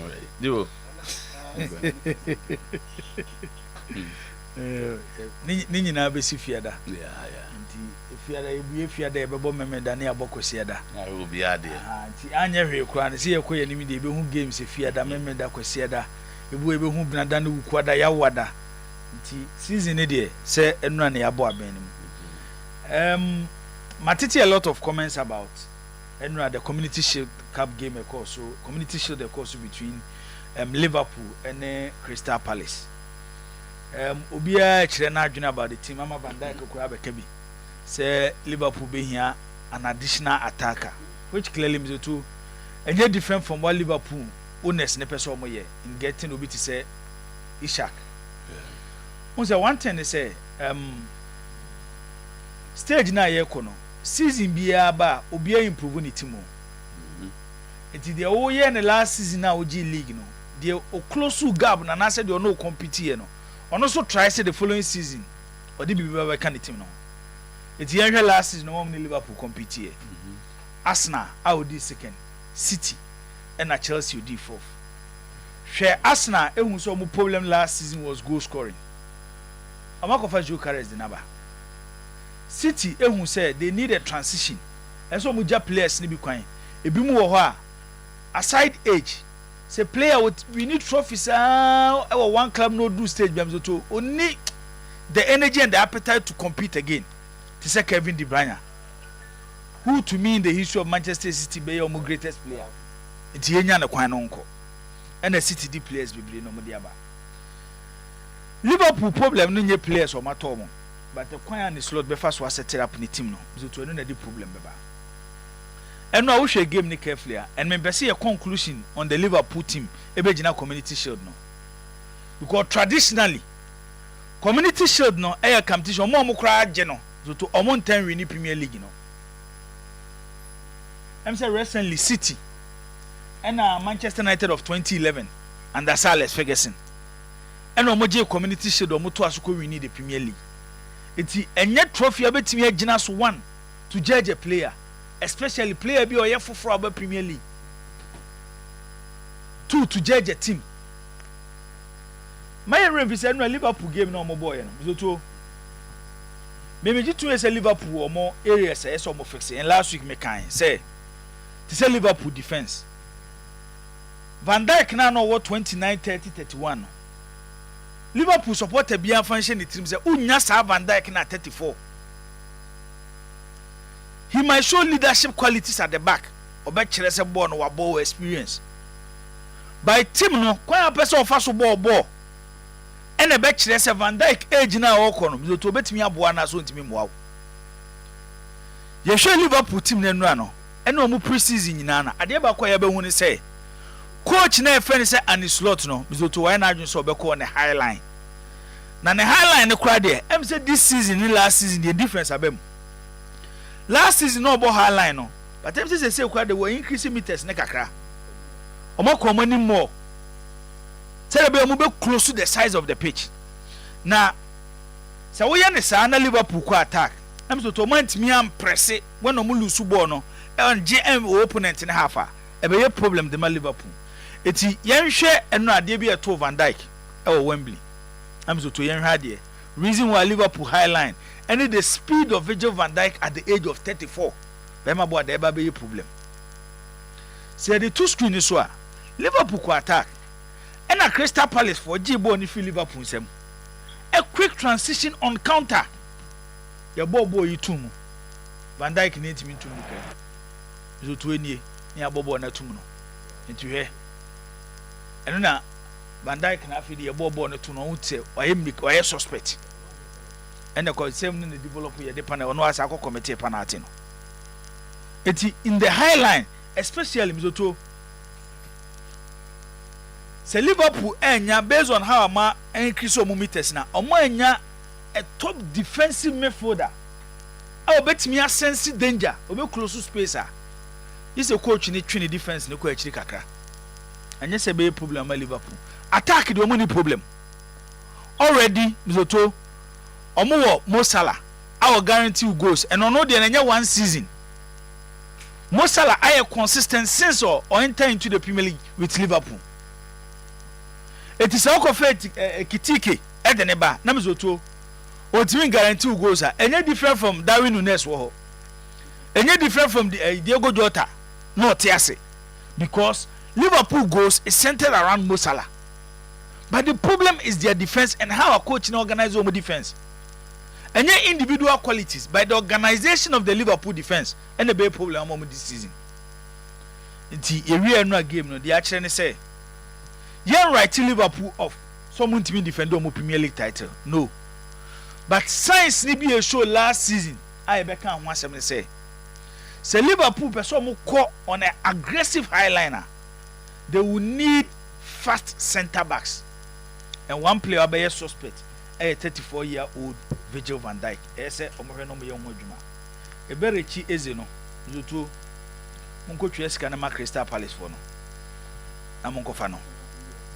Monko twa na ma no. Unim when you have a player with multiple positions. So what shall Arsenal team now? Time azake kasa wo kan ba bi omo chances free ni Jokeres di ni ti bom ni nyina na. Ni nyina if you the right side of Arsenal attack. Baby Bukayo Saka ewo no. Eti akire say Arsenal biggest weapon when omo ko attack Bukayo Saka.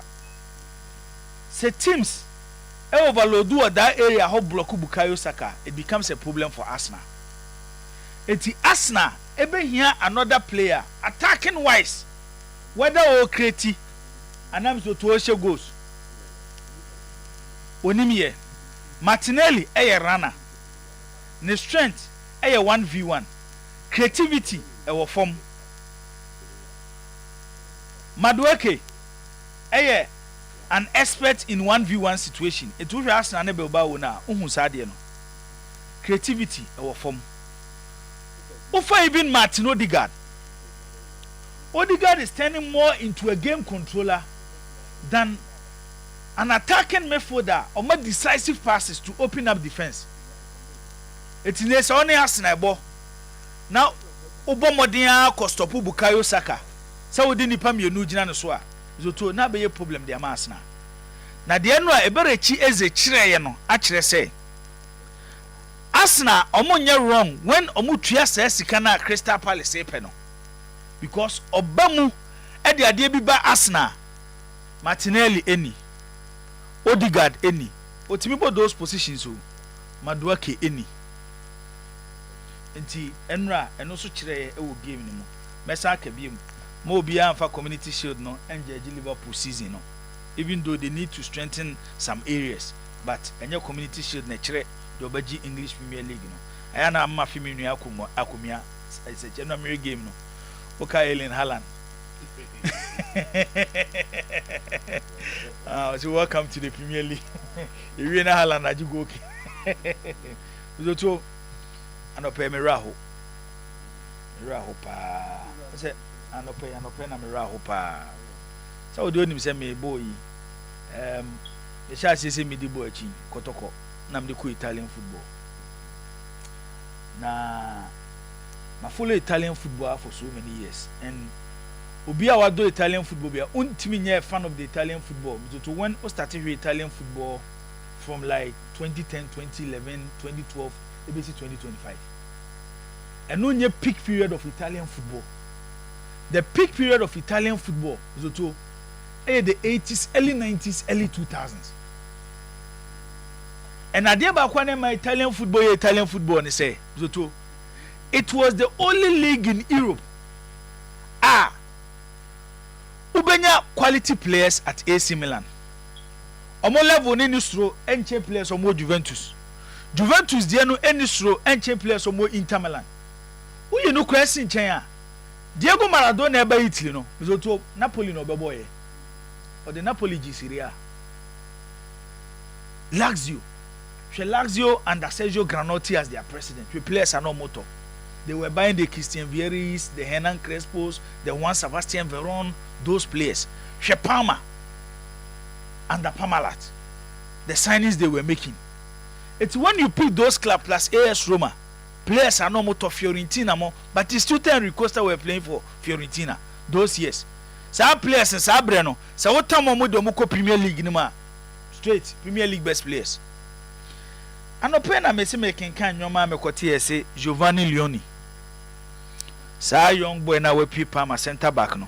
Last season no but just 17 real games. But Obia washen be am to unhia so be him yenu miensa. Unya so be him yenu recently makase the closest to great Italian defenders Oma produce Bastoni. But this 18-year-old Emma signs of a great centre back and club will be able to spend on him. So you are buying a centre back, I'll be guaranteed top level football the next 18 years. 18 plus 18 miles say 36. You go Italian defenders even when they are aging. So to hona who some born a coso. There's a bomb of 4. 8 almost said the music can run home baby Palmer for action price. No. Say, hey, Nadia Nessie. So this is Italy's most promising centre back. Bomb off and Nebefano. And as some Kesiesi. SS Siriano, Zotomo to Munyomayi. Sika Premier League ni Mekino. And they am a club to say bomb off. Zoto. Omon Feria dear say. Omobetimi Tamusika. This is a player. He's been linked to Milan, Inter Milan, and Juventus. Liverpool Crepeno. Palmer for so much 40 million euro. Bomb of so are ready to pay 40 million euro. Red flag, Syria. Milan, Juve, Inter. Obianya now do so be Escano. But Camre be a chum. The best players playing in the English Premier League and an Italy for form. Timer, Inter Milan Kofa Paulins. He was the captain of the English national team. And played for Manchester United. Even some of the great players in the Premier League, now top clubs no more Italy and they more. Okay, Parker, there's Parker and Walker. Time I was free. Premier League no. In his generation, he was the best defender in the Premier League. And here na Parker Koye, Sampdoria. David Platt, after that World Cup 1990, one of England's best performers at the 1990 World Cup. And here no Koye, Barry. Paul Gascoigne, who was the most talented English player after Gary Lineker. Biloto hen okoye SS Lazio. Eti players here mi bo mudino. It wasn't like omuko Juventus, omuko AC Milan, and also omuko Inter Milan. Ebia police bi enebe rembako. But check clubs anomuko Sampdoria, Bari, Sampdoria, and they table not 10. Premier League. Zoto bomb off et me tam sika so be re Italy ebe fa a player and the Italy for nyina agya to say if Italy is the home of growing the best defenders in the game normal konya Giovanni Leonia bomb off one eba be fa no asembe na asi boy name say recently now or renewing the contract with Palmer, yeah, and they put in a clause, yeah, and no move meeting no but them person me chen say clubs away Italy nisi mlango fane sika no mo bom so muntua for them. If they think that at 18 they shouldn't spend 40. Yeah, and yes, say. But what I'm trying to say is, so Zika does one obey. What's one person best spending 40? But the best I'm trying to say, Anka Italy young players are or more the prospect to become one of the best in the game. No, Anka bomb of current mean terms Sika so okono ho. The voice in here, the league will not allow it. The voice in here, Mzoto, you bomb of football the last season or Real Madrid. Juventus na no wo. Liverpool they 35 million euro. Yeah. Which is 30.3 million pounds. Yeah. And they rejected it. And he almost 40 million. So say Saturday which is 34.8 million. And Milan Tom Malik Thiaw. And the man Newcastle. Yeah. At 35 million pounds. And Milan make an attempt. Palmer insisted say and you're 40 now. They will not negotiate. It's a Milan akofa Connie Winter from Genoa at 20 million euros. Now what doing at 34? The for 8 you can play for another 10 years. And only baby a problem no one. And I make us too. The issue is every terms of payment Palmer the amount you cannot meet. Yeah. Okay, Yati as 40 million no should be here. By first payment should be 30 million. So that 30 million. Also could you feel Newcastle for? So first payment should be 30. Maybe I so could you feel Newcastle no. Opeso dibi so koko she ikopo bi be ram me for no baby. Nyanza. So tell me just it is idea way ya dey ha me. And it's becoming the Senka Liverpool be na ebe fa na can ha me. Yeah. Say be a Manchester can develop him better. Agreed. Than any of the big Agreed. But Mr. To when ceiling no. Over both street. When ceiling no. Oh, baby, I who so walk on. It is a cananka club. You are sorry free Premier League. Now Manchester money Imokraba next money they pay no munku. But the interest of Italy should be the development of the boy. What do you call Liverpool or century? But you call Bournemouth or Bow Street. But so about or Italy, Mr. To be develop better than so free Italy. Italy from best camera. Am Syrian to it's a red flag. They need to find another means. As more rebranded the league, you know, because bomb of. Reverend, Nyamia Jibo. Me unacha pa, me hunu mani aje. Me lecture din come. Reverend, I feel go saying. Yo, Mr. Otuo, I'm in chow na. Muguso ojiji Christian Service University guso admissions in Uguso. Eka come Christian Service University College. I say college, you know, it's also there. They say you child damage. You child damage to the antenna program now soon you over. Machata. Hi, chata. From last year. From last year, Edna Nyamiadum, Yenya Chata, Christian Service University, here, boy. Mr. Otuo, Yasum, Asantuma, some Ghana, my power. I mean, program Yamitisi, Mini here crowd, Mini Zer, Mr. Otuo, Musotis. Bafo soba, Bafo Cardi, watch them, Mamma, and any buffos. And then you none of guy see you catch him say, oh, the Oya will be your grandma. I know. Was it a weekend? You never did jabbo. Yes, starting. Okay. There will come on the form.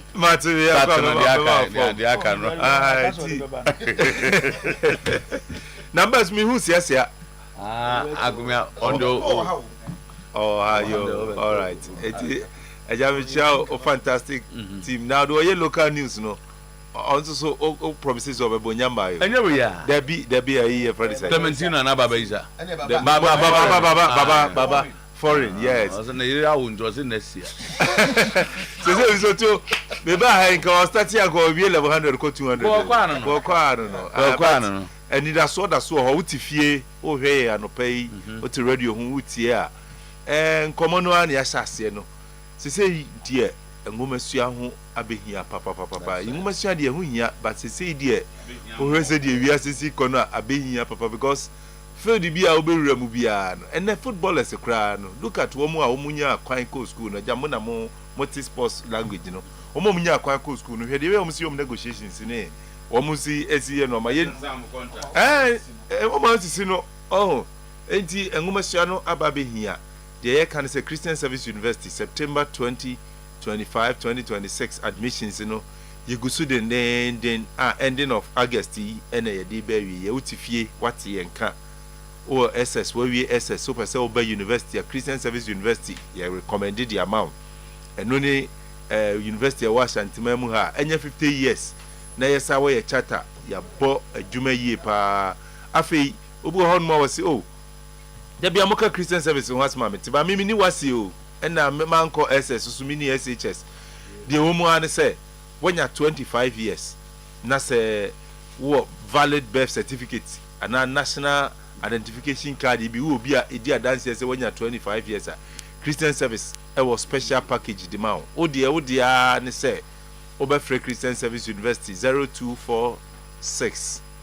275 375 0246 275 375 your special package Emma will be a 25 years ekwa uni wasi any SHS any qualification be a person obey degree ubetumi aba ani Christian Service is making it possible for you ubetumi aba the obey say all the Oberfree numbers here ye dia to dwai ye be kire okwan a obefa so a usu betumi aba be degree ni bi na ade ba ko a ye mani gini say me mete ha make admissions in ho asemi me sa kira de me kire ma kira de communication for media guys be bre wa Ashanti region ha any other parts of Ghana wo ma family sem na mizoto eye na nika say obi hunu obi hono mu a sebe se ka sika nkwankwo ba school oye na dwuma wo skabaro who say knowledge is important into bones and penny for our more bank managers, any others, or more best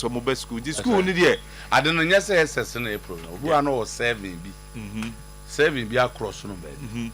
D, when be a hand. And only ask them, and also Quarantina, says the Christian Service University, yes, say. Also, officially, no, G Tech, no, or my acquaintance say offer C6. So, Nipa pursue a degree straight up. A1 ni B2 ni B3 ekosi C6. But Christian Service University say ye ne Ghana ban ayen hihye.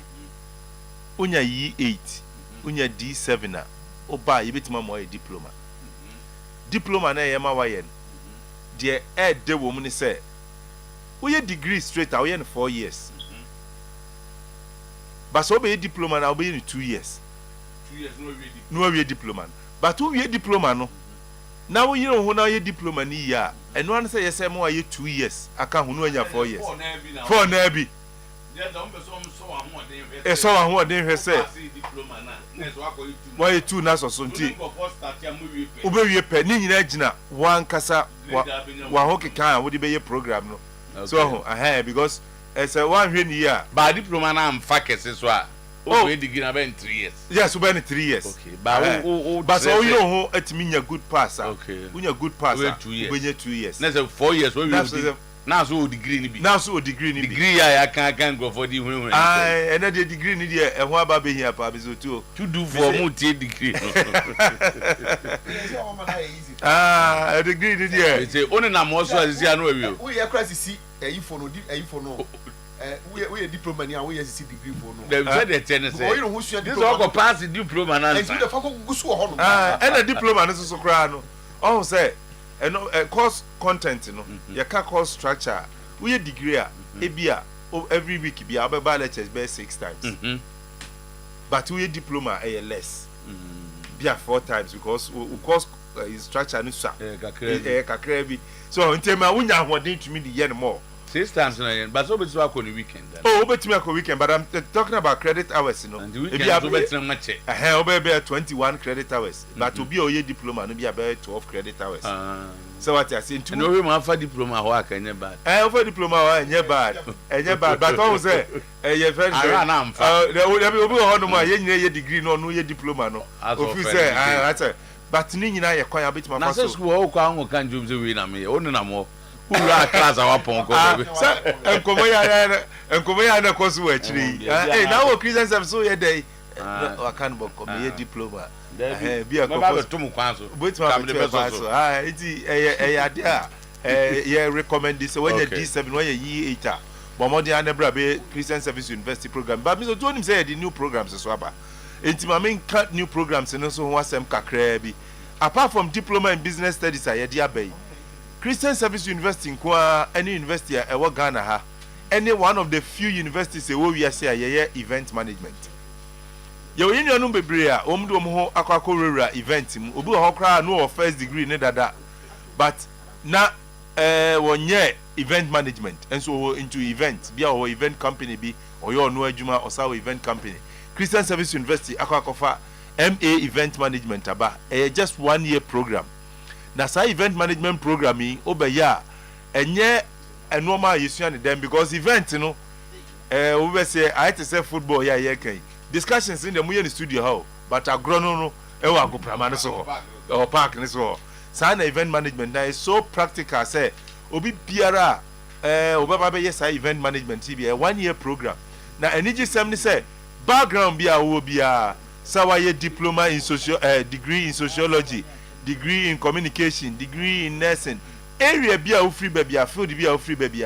Ubetimi ababe 1 year masters in event management. In manusu yeguso a ye fe nipa den. Obi o hot fie. O say my first degree, but first degree na me ye and me wie and me nyanya adwuma metifie. But no crosem ne say ene Ghana ha upo every weekend bia event koso. And you betimi ababe penim die. Now they are setting up your own event company or event business.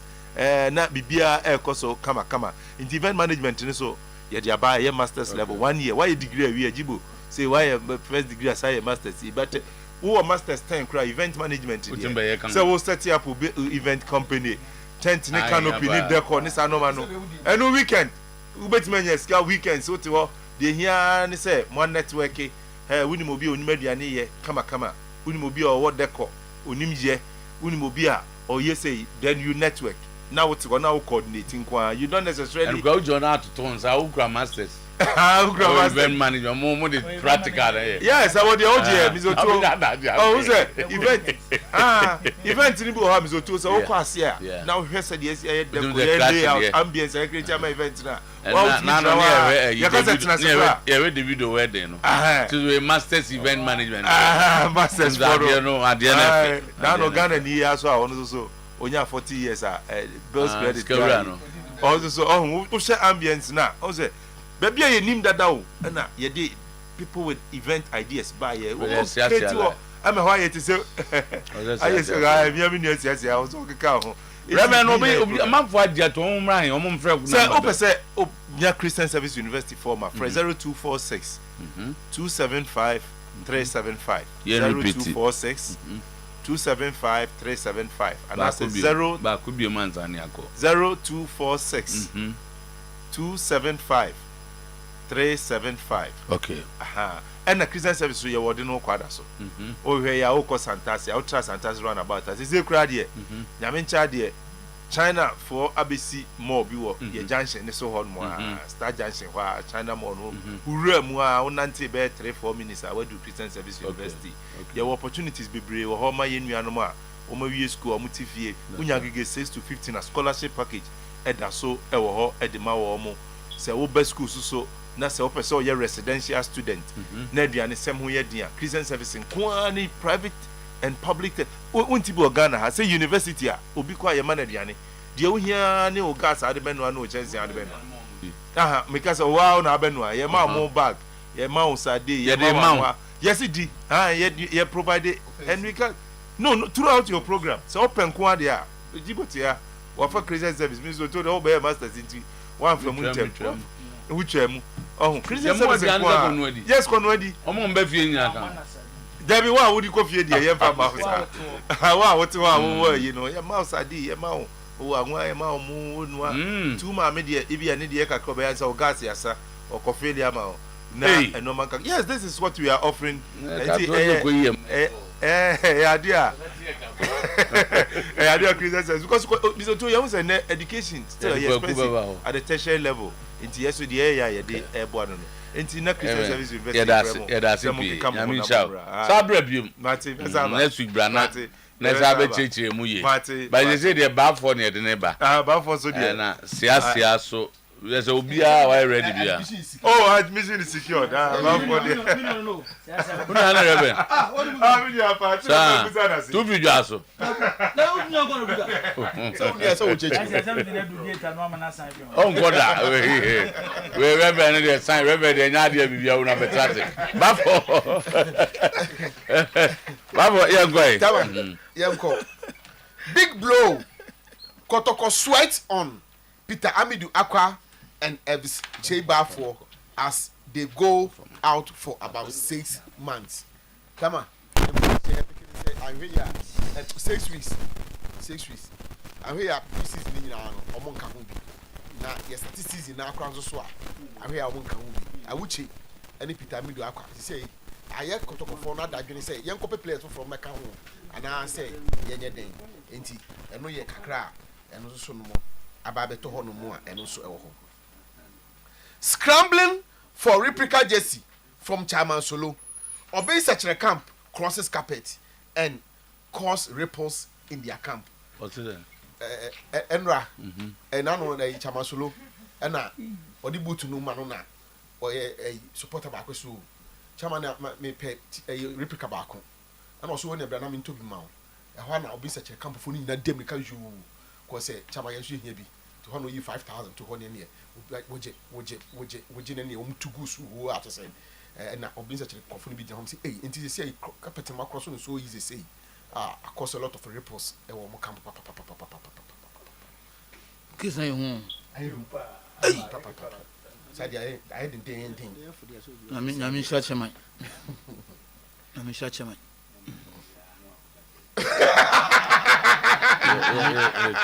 Hey, mami come baby.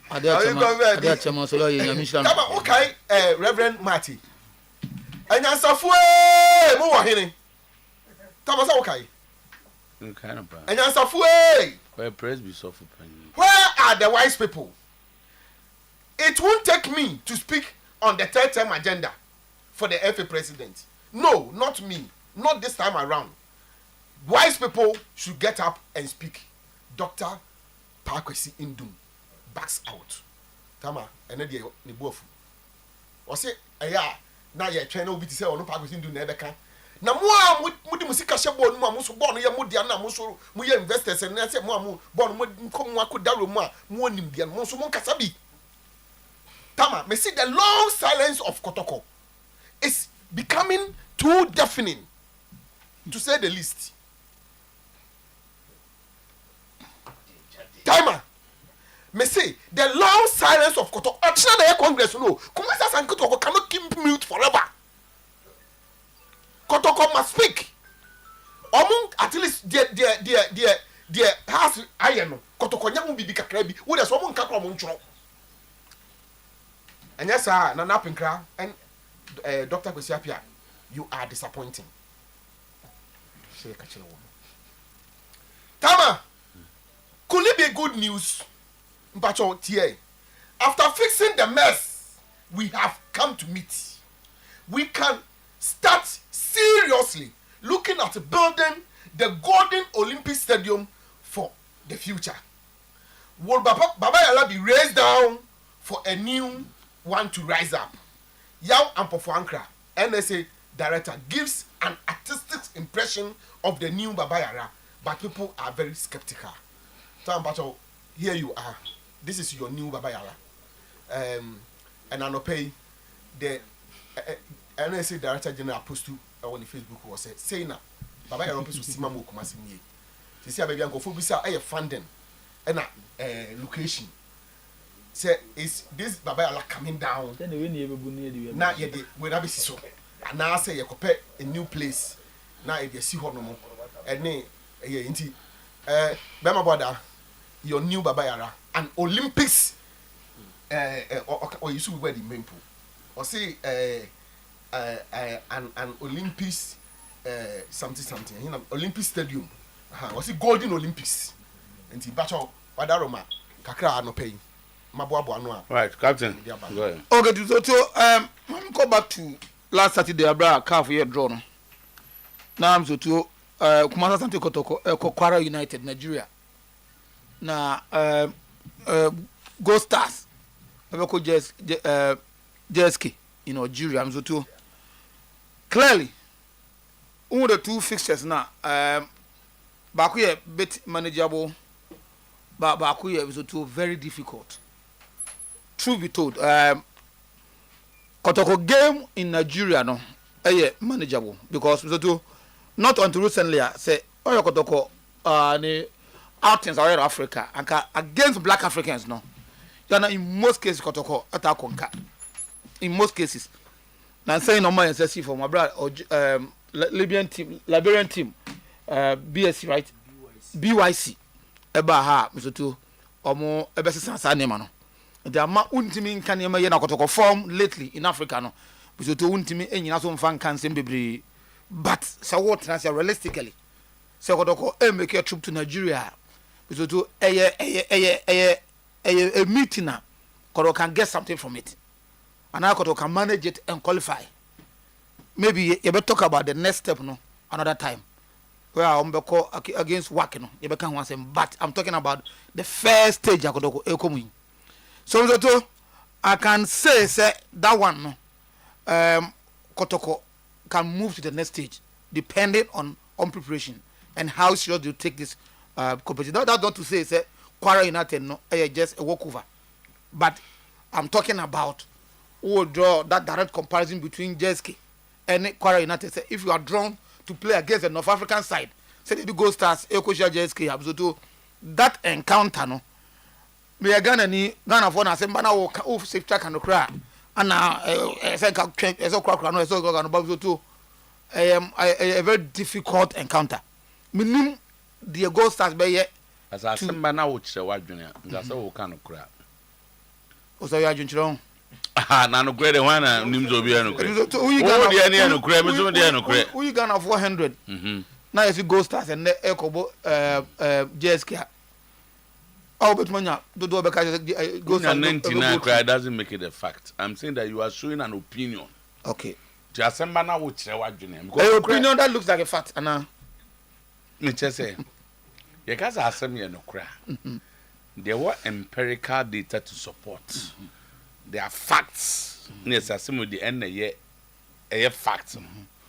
But the who say what the who say be any there. And be the who can also have certain factors. Yes, a lot. Teams if you Algeria buy am ya there. Say na dey kan. Yeah. JSK share half wa. Baby ana JSK wo ho na yin papa bi. And until na ma wo de na ye adwenkyere no. And you know me nyina previous records ma me fan cancel say Ghanaian previous records one or two be say they can one or two be now you go through but so we almost dominant over Ghanaian clubs almost the one was so papa and more so against a team so to earn the first time lacking that experience to play in Africa. So, Sanka, if Gold Stars were drawn against the team with the Quara, maybe the story would have been different. But I want to believe Coach Rumpon Manso, Kwasiedu, and Gold Stars players know say, more chances of qualification, no, so very thin. But the football as it is, no, it's full of uncertainties. So, let's Gold Stars will say they are up against a difficult task, but a beer almost team no wages, almost into some chances are thin. Well, and I said the woman you know what that. So too. So that's what you know. I am only praying and hoping say you can come Ghana ni me pesa no nya adwene o. But for you to call it say na no kre no. Na I'm just say enya no no kre. Well, how true for me. That's why they can beat them. Gold Stars can beat. Yes. JSK. A possibility now extremely possible no. You see no because and I because the football is full of uncertainties before I can. Also my BYC example. That Antana BYC in Kotoko banana public opinion and say. Oh, Kotoko will scale through because by BYC took a Kotoko. So you look at that Kotoko no one Kotoko no tibia no. Exactly. But the Gold Stars get tibia. So too. Oh, but you know because you can't. You name say Ghost at least. Baby, I'm way there. Baby, I'm way there. And now make me mouth a lot of factors. Experience-wise, no. So this is a competition they've been in it for many years, right? Gold Stars enter for the first time. Players of Gold Stars, the last time I was talking about recruitment and the Abetiromu say they will not go and hire those players now. They good for as we are there, but Africa don't come far. They so they will stick to one plan, and they plan to catch them young and push them. So yes, I won't kick against some plan, but I'm talking about a competition of Muramuno. Say one, so you need a lot of experience, you need a lot of quality to overcome this task. But draw an arm, honestly, draw an arm. Whilst I may make a slim chance of qualifying, Gold Stars for so too. Maybe they'll have to go back, set it down to and prepare and qualify for another winning league now. Maybe at the next, at yes, because it's a football match. No crony near some Adembo football. And you will come back and say, "Kind, oh, I did the best." Hey, that's the baby of fire and for ye. The North African, I'm for ye. Algeria, I'm for you. I'm calling some first leg, no Ghana. We on the second leg, no alcohol. Hey, and the do celebrations are be beer manipulations, be beer woman. And look, I said, JSK for better, no, I say. A certain Gold Stars from Ghana, or from their own soil. Then Gold Stars want to beat them by 5-0 in Ghana here. Maybe by that. May can't be a ending. Say, hey, be our hand penny come back. I said, we coach, why team away now we select 11 players. You see the point? Among 30 players, no one knows 11 players. We coach on one difficult job, but can be a man. Who knew JSK team no? Who knew one? ABS is a very different time. Me on history. issue alone is not enough in football. Etam ka say ho na me gina de kan ye. And dey bia wo for ba be kan ho. And this what gina ho de kan de a. So boy me aspect bia go start be other factors current form. Go Stars are the league champions of Ghana. What about the Algerians? The second league. Okay. Or the league or Ghana no, ahead of Kotok. Me so say Kotok na has na niom ko wa kan kasa. Of course, because Go Stars the first. I can factor. I'm so come here. The first two Kotok only has to win the league. Yeah. I just say team near Papa. Of course, that means that your team near Papa no. Now but there was 100% you crowd is ani. Now so to once every minute skip to her. As you cry no we. Oh, mama for one. Sorry. I'm sorry 1 minute be. O say na me kase. The 13 we ba no be kasa. I was asking question say. They omo kanyina no, they no pese omo ye. Say no pese esi. So to I think say if the alleged goods are if it's anything to go by, my men commending no. Now me say, no move a step further. It is not about being minimum some coming on minchichimu. The other I was talking to about for no obi na so master nkofo o ma kira say musa by some be no the corona one is abesi. So to at this I want to believe say o ma a proper thing as far as the court is concerned because we've seen many times if any idea be almost the injunction akoto so obeko na efe na koya de na wie ye be wie ye to kotron ka hwe tedu be na me na Ghana court yi ni na be tu kanu nkofo yi efe ho de na ntumi nya hwe ho na. This is a person who is part of the FA. Alaji Gruza is part of the FA. Ekim Feza club are a part of the FA. And now wako court. So I want to believe say if they do the right thing now say court make sure say injunction say yeduma at least for once. Yeah. If you are man value papers ni ya. That's what make us if they done the right things ah. Is it January? So no the right things yeah. With regards to filing of the papers. The I identify I like King Faisal as a Premier League club, their status in the league as a Premier League club. To be I say, can it hurt or endure the case? There be almost filing case. So if you read almost statement of claim now, almost almost King Faisal is it's an interesting thing, but Africa, September, there is enough time for these two clubs to prepare very well. We say more than a month because a weekend of 19th. And already know almost patient in Yande and teams in Yina and I'm ready to face these tax. Truth is, I said, Oyerepa is the only team to have ever eliminated an Algerian team in African competition. Into Oyerepa is a very good place for Ghanaian clubs in Africa. Only House of Folk can hold the record of eliminating an Algerian team. It's and yet I think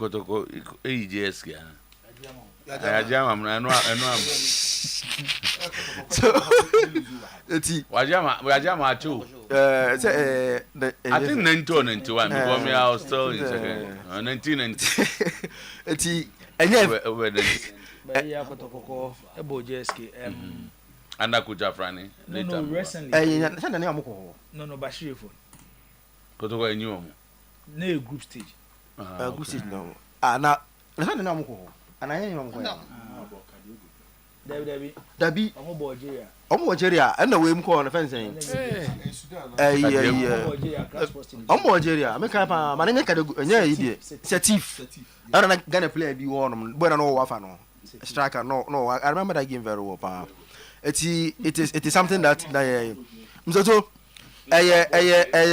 for Kotoko send by Siasaka no at least a very good for them because Kotoko have never been eliminated by Nigerian team when it comes to knockout Ebinsi. And the only thing they have to do is work hard and maintain that record of never being eliminated by a Nigerian club when it comes to knockout game in the Ebinsi. So you prepare very well. Now Odako faces a game, you know. Let's hope say they are able to do all this. So medicine, you see this Congress, so time Congress, you know. So what kind the reliefs now or now? They are saying say for the Congress document now the last item on agenda and the amendment, you know. That's the last item on agenda. And no we know is Yapon Congress, you know. Yes, the last agenda no. and I like to grease the king face a say it shouldn't happen. It's easy idea. Send the na we can Ghana say go fa kokota de bia wo kwa adon me. On betrim kwa ka so mo so so na omaya na oma for muedi. But you see, the problem here is it comes back to our courts and justice system. If obi like flatters issue say court yam injustice ato ade say let's see be no mo na mo free bia nto mo a, then it tells you that our system no and the problem not anything until let's see tomorrow watching we have interest in see what will happen at Pram Day in terms of that last item on their Congress document. If about they are they never share what will happen to them, because based on it they have been served. So if they have been served, say say baso it is a contempt, and I'm until then we take it from then see what will happen. Well, this whole third term issue, the focus is the reaction of the public.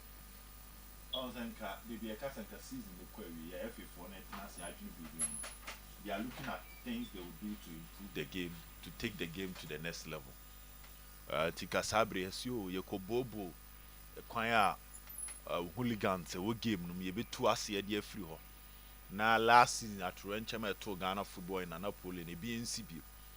And I see a Kwaku Bobo, Kwan Crabbe for Swama game, now attractive enough for sponsorship because you don't get that. It's more about personal interest. Kwan Bensuna, you bet to Makum Fiemiansa. And clearly, what the public is saying is not even something those are the FA are even considering. Company be idea here the perception of the public towards the organization or the company. Juma kubia ya tibiano. De bia juma kubia or kwan of faso. Etie the uncle for come from what media session in your may send your name per warbon tin in Kita Udien. Ebe kosro, cause on edge with Jaton Diana too, and on edge whatever product you are bringing on board on edge too. But it looks like that is not something that is of great importance to this federation. Yente security to yente marketing ahead of the league. Rather, discussion is more about third term. It's a Congress, but it was a Kasan Kasan, your man and you say, and you might be 2 games and you might give me the 2 point and the edge, but and come on, Yempem Femians, I impet in few back on counter, another term on count will be to us, so that is what is happening. It's up to them. Say, or more investment, or more better share, or more engagement. But to moving forward, Kumasi Asante Kotkwakwa Kupium Cape Coast. Na no more the second batch of the preseason. Gaka the above on 20th to 24th. The Gaka top 4 course or Accra. It sounds like a catcher must say, Muntimi Fancy Kurumha, because the state of the pitch, Umanko for investment in Medina Park and so Emma Park and Yabasa will be player.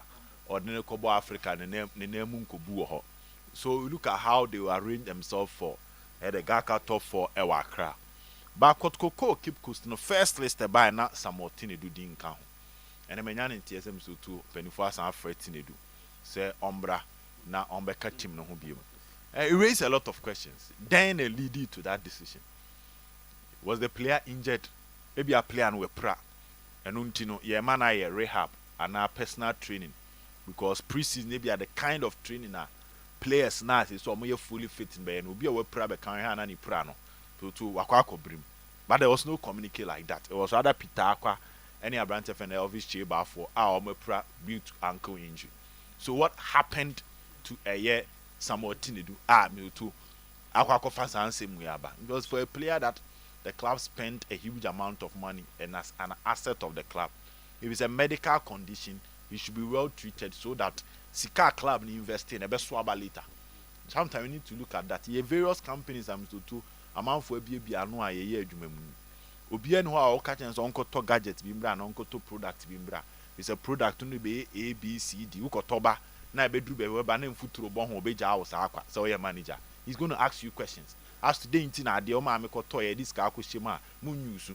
It is a what to Chima, a so could change him, so be a Kotoba, you know. Maybe adapter the plug, you know. I heard the enemy had any different young pigeons can go to Tombras and a bit mere use. We are all protecting our assets when it comes to our various companies. But as a drew football now to now and common a different, especially with the issue of asset. As you said, who's an asset.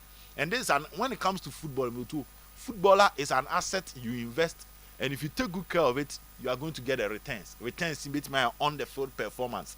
Returns beat me idea. Nenta di mo beton amo enyeska. Returns beat me so ubetinya ton no ankasa asa te unfaso asa enyeska ni bia den. Baby a wo de shame no asa enya ato.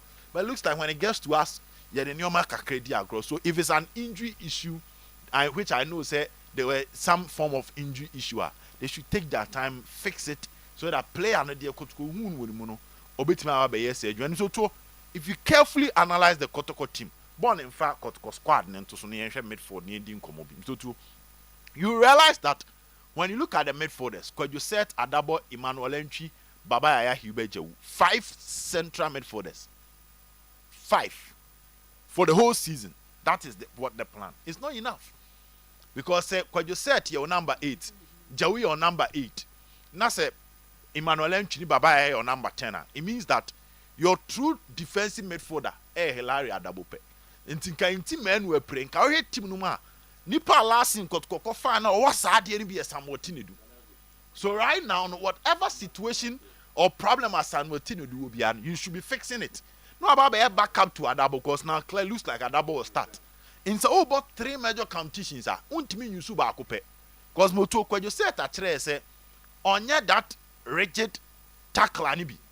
Moto ne de ne maje ma pass ma transform me dictate play. Sana Jawu de tie. Sana Entry sana Baba Yaya tie. Enti dem so to wo team no ma de ne different kekaya Adabo. And they go betimi aye sa adwuma ne bi etinedu. Because now there's no blame, there's no intimate man. And yes, sir, they say be our defenders, no. And our baby you back from defense. Name and all what's it? We will lead here number 10 winger, 8, 10 wing. On your defensive. Midfielder. Or a midfielder, but on your defensive. Not too much what in common. Inti, all the other players are checking in. Walid, Sule Ibrahim. 5 midfielders. Yeah. Usually 5 and 6. Central midfielders. 6, 8, 10. Yes. And yes, 6 and 8. Because it's a 3-man midfield.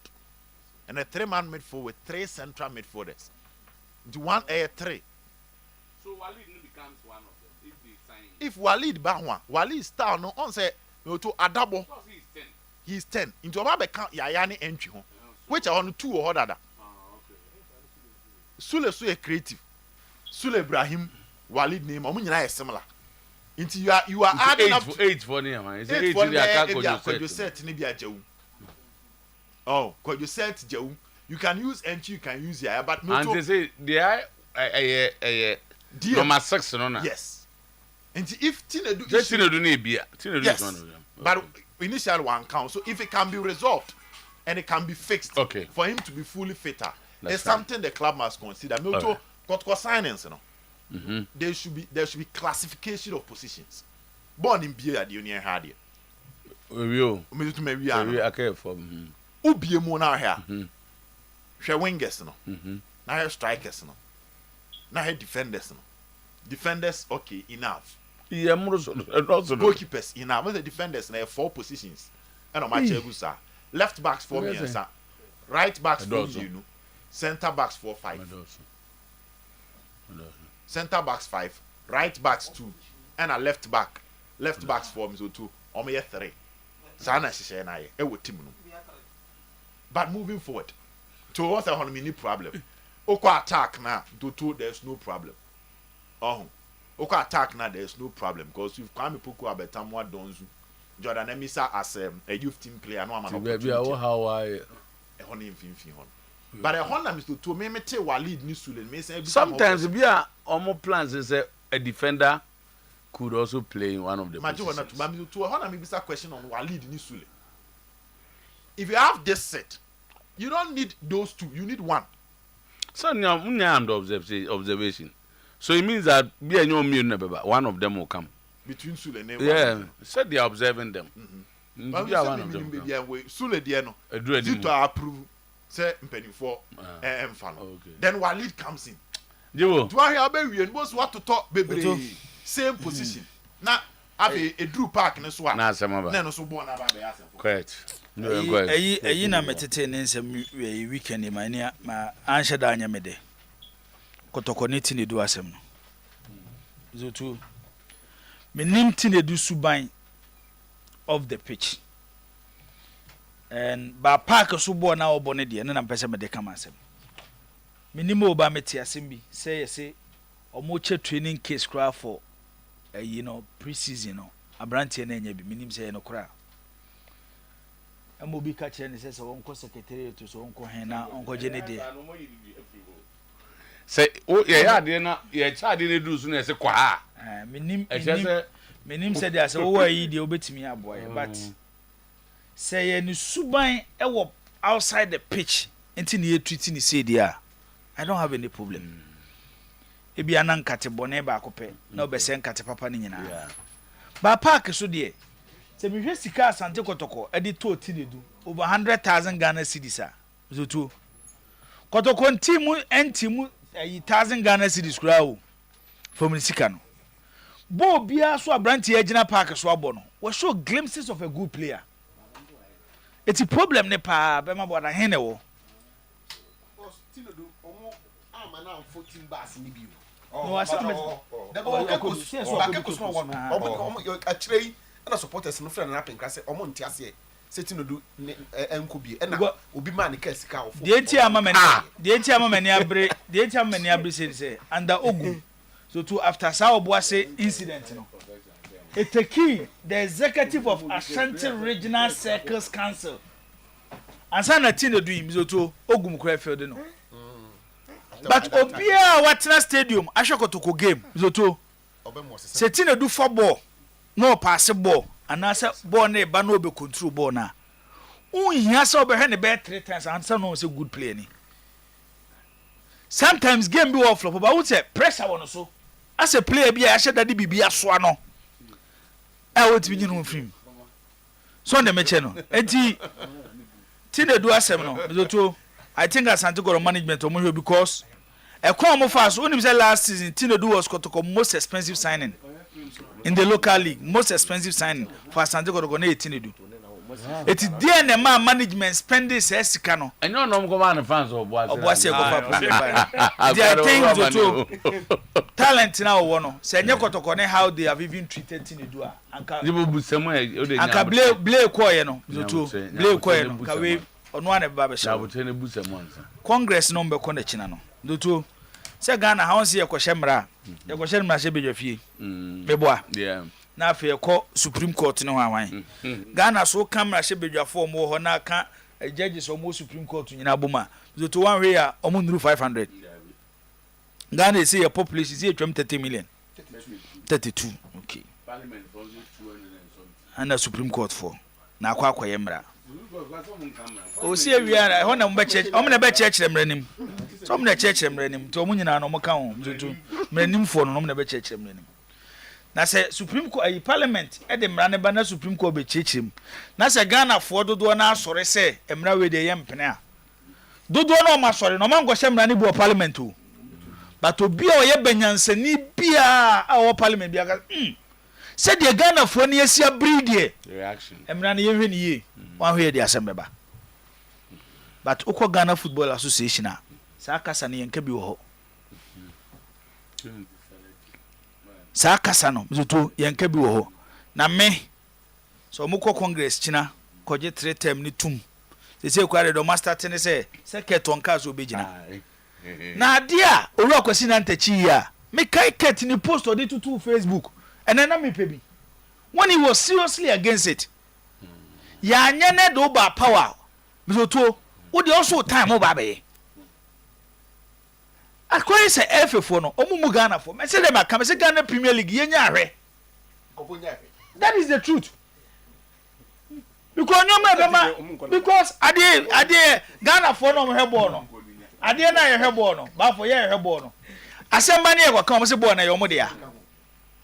Ya dwuna e be kire omo fanya hwe e dem zoto se eye efia omo fu se the public interest e wo e do makoma so a akomodo maso betutu fom etieti nsema ekoso abonten if people are even interested The FA president. But more from Uria.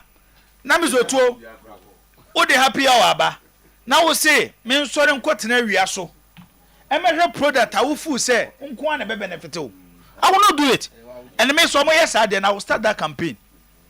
Say Ghana Premier League no. It's about time attendance. Na say man go the lowest level. Ah? Say nko down more. Because they don't respect the public opinion. Ade na mo ye ne ba for. O de ye bie phone lines here. Say nipa 50 na be fra. Emu 49 ye ntiase. Kotoko de me I don't know why. Mzutu say omaka omanu atum say chine ekọ congress omombe mom saso ye behwe. Ase kotoko mom nsaso bia. Management team mom nsaso bia. Ochina e wo congress na se no mom nsaso bia. Ukọ de ba betina. Boss.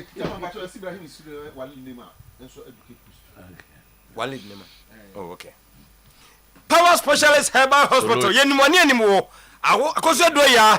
Ye ma me award no gia no waje. Kofeyesi sesi for hepatitis no command fatty liver prostate kidney stone. Wo to ase de ama pa 0244 544422 0200 3838 31 no wadru Power Specialist Herbal Hospital Jacob Colombe Company there asidana Ghana ni dia de manu sawodai aka site ni nyina ne se kwaya befa so a obawaya de be yanie ono be ko site ho na afi wakabo ni nyina acho no atuamu bi no waya de ma nkotena fie ho de aka no tuan kakra bi bia mafie ne waya ndimu no omuya bi o maso ye kokro no abohia donko ni best brain ye 0245 718-958 0245 718-958 President dear yenmenani enim no eno nti abofra mpanyini anopani anwumre ene de twetwe ase profile ride macro calcium ingredients tutumrika sesiai na kopɛ 175 120 65 12 in sachet President every small matters Franco dear nyanne ye bedi ho dance ye obi epunu tu mu no nyanne Nokia Samsung iPhone Smart TV bibia wo pɛ mafia setena eye de no tutumrika na kɔ Adabajo Challenge shop Edum Ome Konko for clinic new kejetia honyina no was say 40% discount off 0245 316969 0560 684147 na we Rosters Roofing adia waye no mani agene ho bruta was sidi no sa peke na dala na ho de aba famu a ene bra no ho na benya mfa so free so en chance no your group be from aluminium product eno da nchane a alozing busa omo bon edan so no oni ho de papa chanchiri ntwe enso awia enso nsuo upe bia nationwide ohunu se atwa Rosters Roofing na Compengrofo de na hwene de wate so 0501 453 869 0544 338 042 bibini to maplas the 1% also no ebekese no bema ne so atie no okotonkoto mienumia enan ewade ye na dema pe na afi ne hotimi ato no eno nti also no ukoye no ya discover chro ya chro se de wode ne faraban esitie enko agina ansa no abua wokwa a wo se maame a wote hey me pe bibini to maplas ya koche obi me dikotum also ase 0558 055894 0541 337 816 abra wodru ashtown the Bita Pharmacy kanshi the Bita Pharmacy shall promise eba ebi ewa ha atumpa de enya na efie bi atumpa wom office bi atumpa wom secret ne se ekum amo wankasa enu mu no owura dem ho a eho ope 50 ayina 400 ml 750 ato ni nyina ne se de lavender lemon ena de fra de ayeye atumpa de meka ya agem so adamu fua na de tie nie Technospark 40 series no senti aboys na tuagu so na ma so bi agene de no secret ne ba kopɛ ni nyina ne se boy duma gadindim gadam eno nti wo de kɔ wo kɔ a wo so per Technospark 40 Pro Plus eno de onya bia support wireless charging here nti o tona wura fi wo na chobotom wo kodu fie anya hwetom futrom anya hwe ne ho den na smooth efe ehwe agbugura no afa ne battery no so ne ho den nationwide ba bia no wo se Techno Spark 40 series Techno Spark 40 Pro Plus eno ene ne ehia fosua any challenger no challenger yes maka chow say fosua de be ma bia bi be firi no bia no na je so person ogu mema nim anyina anim ase ye mpene ema nwu anim ase kopa bi tuniti no fagu anum fansuo pia no fagu nsuo hiem opa fagu nkwa mu fagu tombra mu bibia enya begram 30 minutes na ko ba ne nchen ya osore pe na okobo wreran kwan e de ma sansa wa mana koru mu oboduma yie pa wie pa kopa fosua ko bites no ko bia di mu no etu ase mesha ne de sai na ho aya wotem na afei ni nyina maduane so no wontimi ntibi nie ano ina di tu ase manyama etimi ekoyie e de amaye ne me ka wo se wo konkan ya St John CFC bus stop obeyeko bank no sister me sunyane fia pre Tachima Jamestown bebia ni atom heba 0244 01 70 97 0552 81 2912 ene Christian service aboboye nkomo enu nti number no na course no kokoye bi ewo ho ebra wo from 0246 275 375 0246 275 375 na nyama nyina no atimi akoso yie ede amawo mame emfa birthday wish and sorry bra born eye ni neat ede amaye happy birthday eko ede ama we no eye mame botuma mame botuma ewo atasman so special birthday eko ede amawo obapa na boni kente o amambre nti special birthday eko ede ama mame botuma Erade dia fe aka umfie ho erade enshow no wontina nim enshow na oma umfri adumu enkwa adumu as you are celebrating your birthday today so yere si na yere kasebono edi atoa so omu wie pa na the hotel show Oyerepa Otuo-Acheampong atoa so yebesa na wo hia bi mu a na 4:30 to 6 na chese yere highway sports eba abetoa so good afternoon